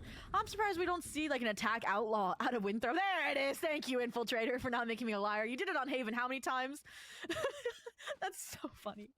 And I mean, it makes sense, right? When you know the bank is like shattered, piggy bank is 1 tap away from exploding. And also, you realize Jet wasn't around A, they've got to be long here. So maybe challenge them. Oh, you see it. Here we go. KHS shooting the drone. Infiltrator doesn't swing. This is the agent you'd expect to have full shield, so it's a little less viable for Infiltrator to go for it, but there still can be that first one out the door, out the gate to go for that frag. Also have Moves making headway through too, but nobody in kitchen to fight that. But there's someone still top mid. Talked a lot about Joba and their micro positioning and just how good they are as that Sentinel, as that KJ on this map of Icebox. And we see it really being able to control that area. As Pink Shilling does go down for Moves. Player in kitchen. Finally, Joba is there. Snakebite is a little awkward, but Moves isn't. The shots connect, and it's a huge frag once again as Winthrop in the lead. Oh, and I like the Hunter's Fury. Noble heroics last round, trying to delay the plant here just so we can get a good position for Frosty. But unfortunately, they're also pinpointed. And you know where Hunter's Fury came from. Some Moves confident on the swing, the pop and swing.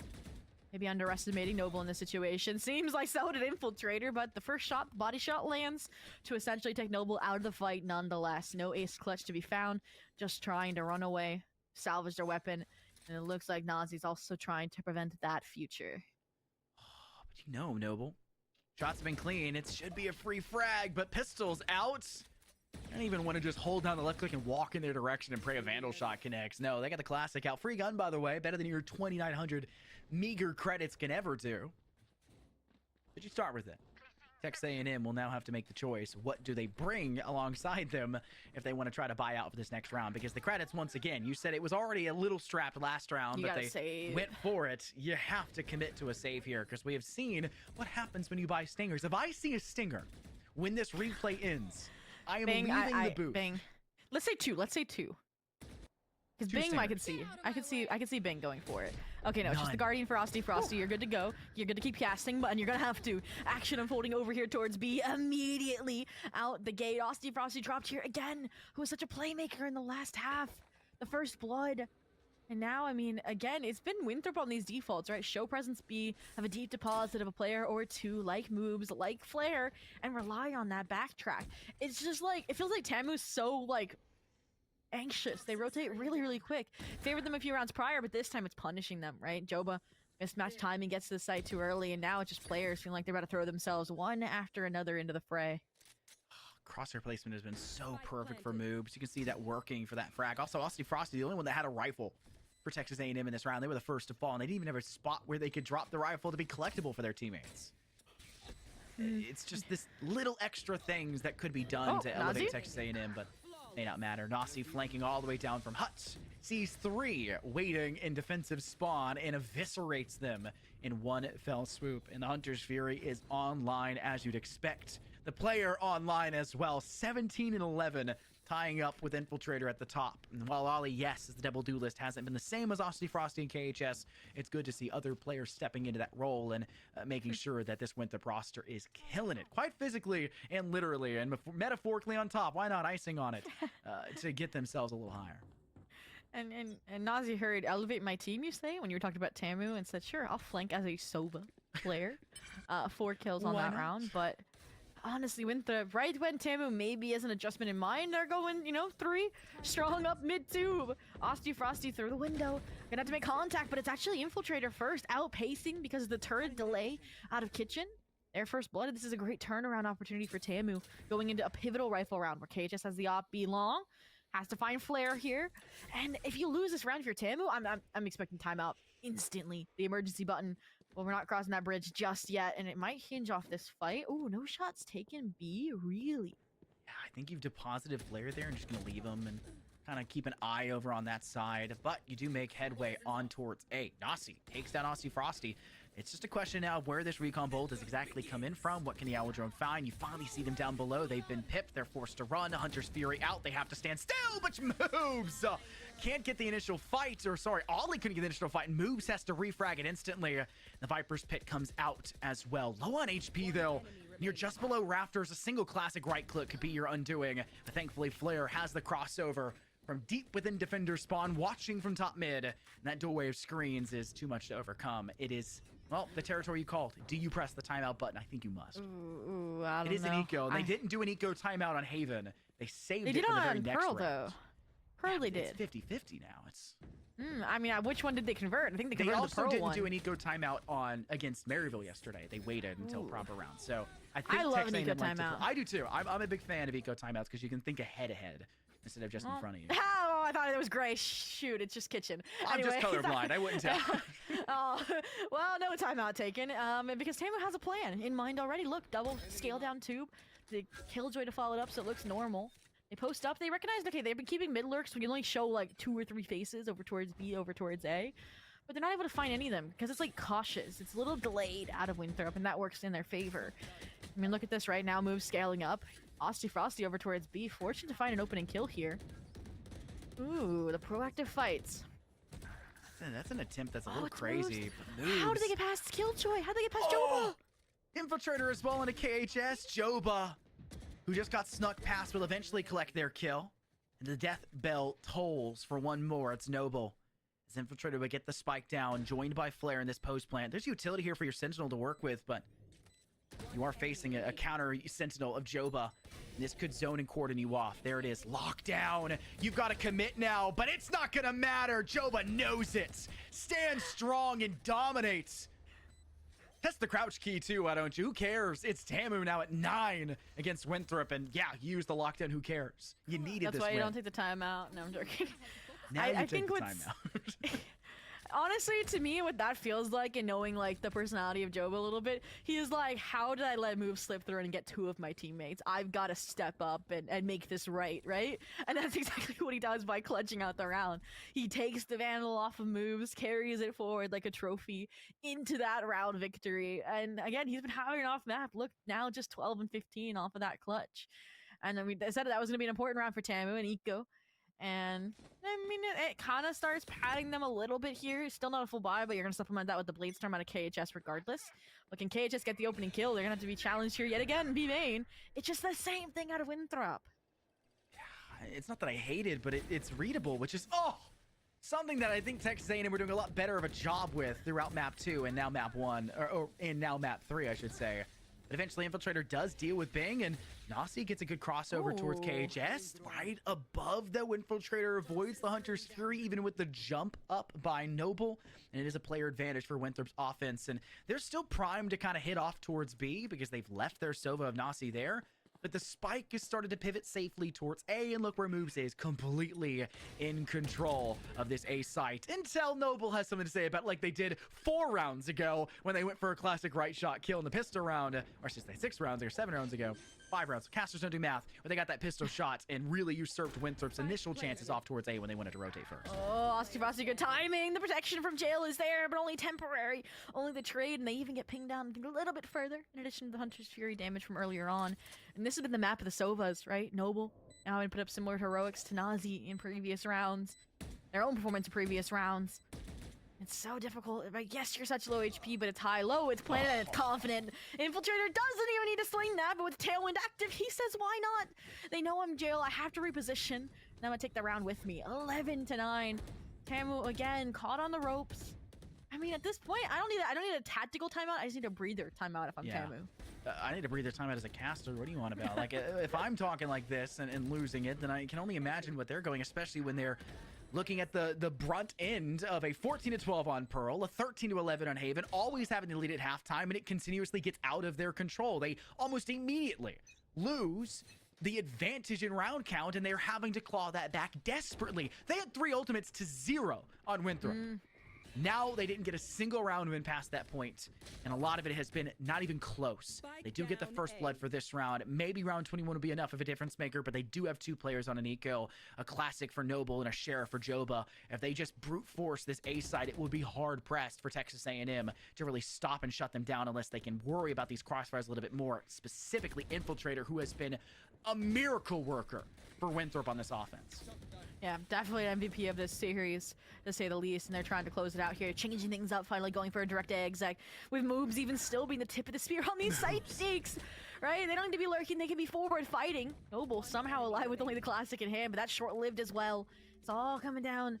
Osti Frosty in a 1v2, at least has that hero rifle in hand for this eco. But it's so difficult. These 2 players playing under after hand in hand, and Infiltrator even just baiting them with the footsteps. So you only think there's one. Cloudburst fades, the double swing is good. And so is map and series point for Winthrop in the CVAL lower finals. Winfiltrator? Is that what we're going with now? Winfiltrator? I thought I misheard you say that earlier, and I thought it was really funny because it's like win like win, and win like Winthrop, and it's Infiltrator. I think it's a great play on words. It's Winfiltrator, you know? There's a player on... When he's 23 and 16, yeah, he's Winfiltrator. Yeah, he's Winfiltrator. There's a player on Niner Esports who goes by, his name's Ruda. We call him Ruda the Shooter, and that's what he goes by.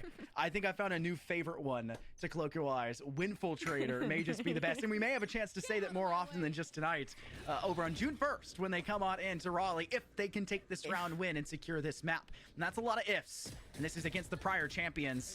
But the prior champions are struggling, and Winfiltrator is leading this Winthrop roster to a new stage, a new level of heroics to get them through. Yeah, literally soaring over the crowds of that Blade Storm. Now the lockdown, kind of the victory here is it's a deep one as well, so you can't play Rafters, you can't play off of a spawn angle, so you have to wait. And Infiltrator destroys the Killjoy utility, and they're pushing forward here off of the Leer from Ali. Like, it's all gorgeous and Osti Frosty. I mean, they're trying to punish from the position that they can off of the border of the lockdown, but all in all, they're lucky. It's a 4-on-4 retake, the most, I think, streamlined we're going to see. And that's where I'm expecting Nazi to make that mid-lurk play later on. But now he wants to just play with the team, realizing all these players are funneling in faster than anticipated. It's going to come down to the wire. Osti Frosty dismissing right into the action. You saw Bing throw themselves into the fray, and it still might not be enough. Noble has to clutch up a miracle. Nazi's rotated all the way back in the Hunter's Fury. It's again. Burning the time. No way to touch this spike. What a swing by Ollie, and you now know they're going to go upper side. Spotted them on the shoulder. Nasi, Noble couldn't stick it to half. Swinging again, and Nasi, who else but Nasi? Sending Winthrop to a 13th round in a third map win in a grand finale. We need no more. Fracture, what is that? Decider map of Ascent, I don't need it, says Winthrop. And they will rightfully claim their opportunity to rematch now against Maryville in Raleigh come June 1st. A team, Maryville, standing there saying, we deserve a challenger spot just like you, who fell short of promo relegation. All the anger to take out on Winthrop. They did it in Arlington. They're going to look to do it again in Raleigh. And, I mean, it's story time, because these two teams, when they pulled up to Arlington, it was like a movie scene, like just meeting each other in the hallway. Like, I'm not even gaslighting you. They were like, well, look who it is, all Western style. And these are the two teams I think make for the best kind of conclusion to the 2025 CVAL championship season. The best of the best to have this head-to-head. Let's see a little bit more of how this map is broken down as we continue to talk over it and what this now means for this roster. For Texas A&M, it means all the work you've done and the unexpected story you were trying to write for yourself just didn't come to the conclusion you were looking for. For every good fairy tale ending, there has to be it's big bad, right? There has to be a villain to the story. And in this case, it was you. And the heroes came out on top for Winthrop's book. And the history is written by the victors here. And now we get to see if Winthrop can continue to write some Shakespearean level play as they move on into the grand finale. They've guaranteed and punched that ticket through for a chance at the $16,000 prize pool for first place, but they've guaranteed now 8K, but at least you get 6 in the process, right? You've gotten yourself through to it. And that's more than pretty much any other team. We'll take a look at the upper and lower bracket again and break down how it went down. That's more than all of those other teams could ever say.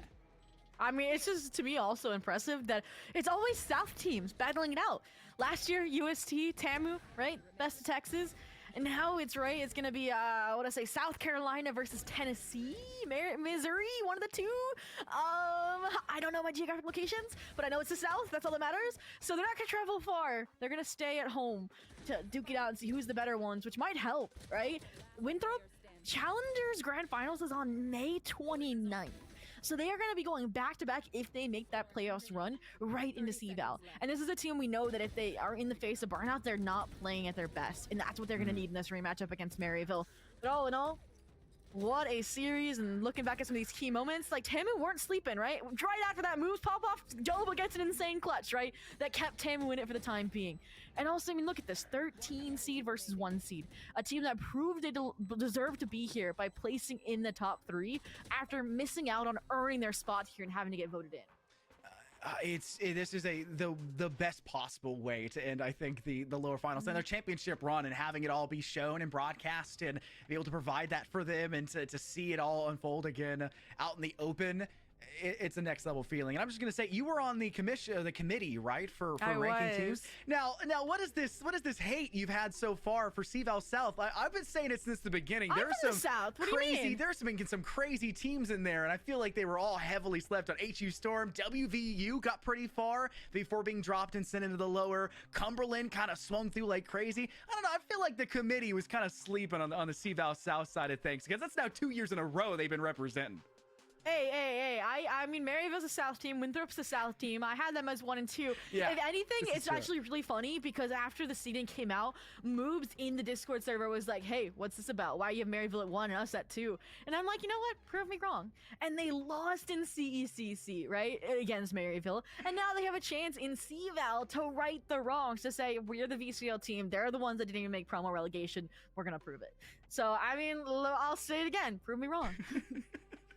I think this is, they've done at least enough here, being able to take down Texas A&M in a 3-0 series. Do I think Maryville could have done that yesterday? Yeah, I also think they could have done that yesterday in a 3-0, but it was, there's a lot of room here, Zobi, to work with, and it's going to be a question of how much can get done, because every one of these is body reviewable. They're doing their homework at this level of play. You got like 15 coaching staff around you to do it. I'm sure they're doing much less studying for their finals coming up and a lot more studying for this kind of gameplay at this point. Well, I will say we had discussions about this being on LAN in San Antonio, NECC, playing from home. But if you want the best connection possible in these competitive matches, in these head-to-heads, whether you're a college student or just a casual gamer, make sure to check out exit lag. They ironically reduce lag, they reduce connection instability and packet loss for a smoother gaming experience. It works on over 2,000 games, so if you're an FPS, an RPG gamer, it doesn't matter. So make sure you go ahead for the best performance to go over to exitlag.com, make an account and use GGOL played or GGWP for a discount as well. I mean, especially when you get to this level of gameplay, right? And if you notice this, it matters to have like a little bit better of a connection, right? When you're looking at these pixel angles. But I mean, all in all, I don't know if it would have mattered in this matchup, right? 13-9, the most decisive map we had to close out the 3-0. It's impressive from Winthrop here. Oh, no, he had a 311 ACS. Yeah, so. Oh my goodness, that is the highest throughout all 3 maps at this point. 10 assists for Ollie, despite only going 13 and 14. Pretty good. The first bloods, it wasn't like any one player specifically for Winthrop was going crazy, but the big one, I think, was Texas A&M. They had 4 from Aussie Frosty, 3 from KHS, 5 out of Joba. They won the first blood battle by the more consistent margin of individuals, and yet still, Winthrop had the largest lead in a series throughout all 3 maps we saw to this point. It was just that big of a difference maker between these clutch plays. Only 13 deaths for Nasi with 24 kills. That is an absurd statistic. This is a Winthrop win through and through, and it's very well deserved, even when KHS and Aussie Frosty are leading the charge as hard as they possibly can. Yeah, I mean, their attack sides look so different between Winthrop and Texas A&M. And, like, you have some great candidates, Moobs, Flair to be those lurk players, and somehow it's Nazi coming out of the HUD to get the backstab for a 3-piece. Like, they're calling a masterclass. They're aiming a masterclass. They locked in for a few clutch moments when they needed to throughout the series. They definitely deserve to be punching that ticket for their team, especially closing out that final 1v1 to Raleigh, North Carolina in just under a month. Yeah, June 1st. They're all coming in a couple days early, I think, to have. You also have the League of Legends games going on. That's on May 30th or 31st. I can't remember if May actually has 31 days or 30 days or whatever it is. I'm bad at that. That you're supposed to like count your knuckles or something. I don't know. I don't care. The lower rounds, though, have been quite the story. You looked at a lot of teams that I mentioned. WVU, UST, they're getting forced down. UST got forced early. They had to go in lower round 2, face out Columbia. They just completely tore apart UCI. I wasn't worried about that one at all. But then they actually did come out the victor against WVU, something they weren't able to do in CVAL South. And that was the #1 CVAL South team who took down Cumberland in a rematch game for that final. To then go through and move on. And then it was like, hey, what do we do here? It's Winthrop versus UST. They're kind of an unknown through. Winthrop tear through everybody. And then it was the big question, that dark horse of Cumberland at the bottom who got through HU Storm, who was also a team that shut down an unexpected victory against Winthrop in the upper round of the team that sent them below. And you know what's crazy is, okay, out of the top 4 teams from CVAL 2024, Winthrop eliminated all of them, except for Blaine, who, rest in peace, has gone on to better pastures as a team, right? Like, they literally have been the Kingslayers, right? UST, 2nd place. Fisher, it was Falcons, I believe, but I think there's some joint players there, was 4th, right? Like, and then now Tamu, right? You're champions. So maybe they'll come out of left field, right? Their program has grown immensely over the year. Right out of the fall building, and I mean, now it's Winthrop just here to stake their claim and be like, we are the Collegiate Kings, we are the ones that have been pioneering for this scene, and we're now going to take the official league as well. Well, we'll go and take a look at what the upper side is looking like too, and how this is working, see where they got sent down and how this has gone. Like I mentioned, Texas A&M, we said they were in the invite team, and they had a very tough first round. Northwood in the first round, that's a blue blood. That is a tried and true. They are a program amongst programs, right? That is a hard battle, and they won. You then had to face WVU, who won CVAL South, right? And you're looking at this saying, okay, well, we didn't even really have a chance. We were 5th. We had to be invited. They took them down. HU Storm, they took them down. And that was they beat Winthrop. But you look at all this, and it's piecing together. And then it was the hardest battle you could ask for. And it just didn't go anywhere for them. Maryville, who I think up to that point had just as tough of a total stat line for them. Yeah, SJSU isn't like the worst one, but Cumberland, West, followed by Fisher Navy, and then Texas A&M. That is 3 ridiculously tough games, and they earn their way to the grand finals. And this is going to be, I think, even better than last year's grand finals in terms of competency for competitive nature for it. Yeah, it's just big question marks, like who is going to be stronger a day of. I think it's the closest matchup when you look at a head-to-head and look at the history between these 2 teams, right? Number this is 1 and number 2. 3rd rematch, isn't it? Right? Nace CECC and now CVAL, if I'm not mistaken. So I think like Maryville, they've won 2 out of 3, and I made this analogy back in Arlington. I was like, you know what? It's like a little kid and their older sibling, right? Where like the older sibling is Winthrop and the younger sibling's Maryville. And Maryville gets everything except that one thing that the older sibling has, and that's VCO. And they're like begging for it from their parents, and the parents are saying no. And they still aren't gonna get it since they didn't make promo relegation for stage 3, but they definitely are gonna be gunning for CVAL again to be that spoiled younger sibling, the newer roster in the collegiate field. So I'm excited to see it in North Carolina. I am super pumped to see everybody in person as well, to see them, ready in. You said you talked about it, seeing them at CECC walking into Arlington, right? And it was like this gunslinger, like they're looking each other down the hall. Like, I'm ready to see that in person for the media day and the pictures for everything else in between, and to see them all, celebrate at the end of it. Whoever comes away the victor, right? I think this is just going to be the perfect showcase. Big congratulations, though, to Texas A&M for getting into 3rd place and fighting as hard as they did. Congratulations to your 4th place team as well. This is what we want CVAL to be, and I'm proud to have been a part of it here, Zoe. Well, with that, though, that does close out the online portion. The St. Clair Saints in the back end doing a great job as the official broadcast partners, making it all possible. Me, UniEsportsNA, Jackson 5K, Sam Talks, and our special guest substitute casters as well that came in from SCC and from other game titles to help prop up the many weeks of coverage. And it's been a blast to be a part of the journey. We talked about the format. We saw the run the teams made, and we as your talent were there for every step of the way. So, yep, shout out to all the on-camera, off-camera talent, the admins as well from GG Tech that made this possible. Thank you to you viewers at home as well for sticking around watching these players, their storylines develop. And we hope to all see you. Like we said, June 1st is the day not to miss at NC State Live. It will be Maryville versus Winthrop for your CVAL 2025 title.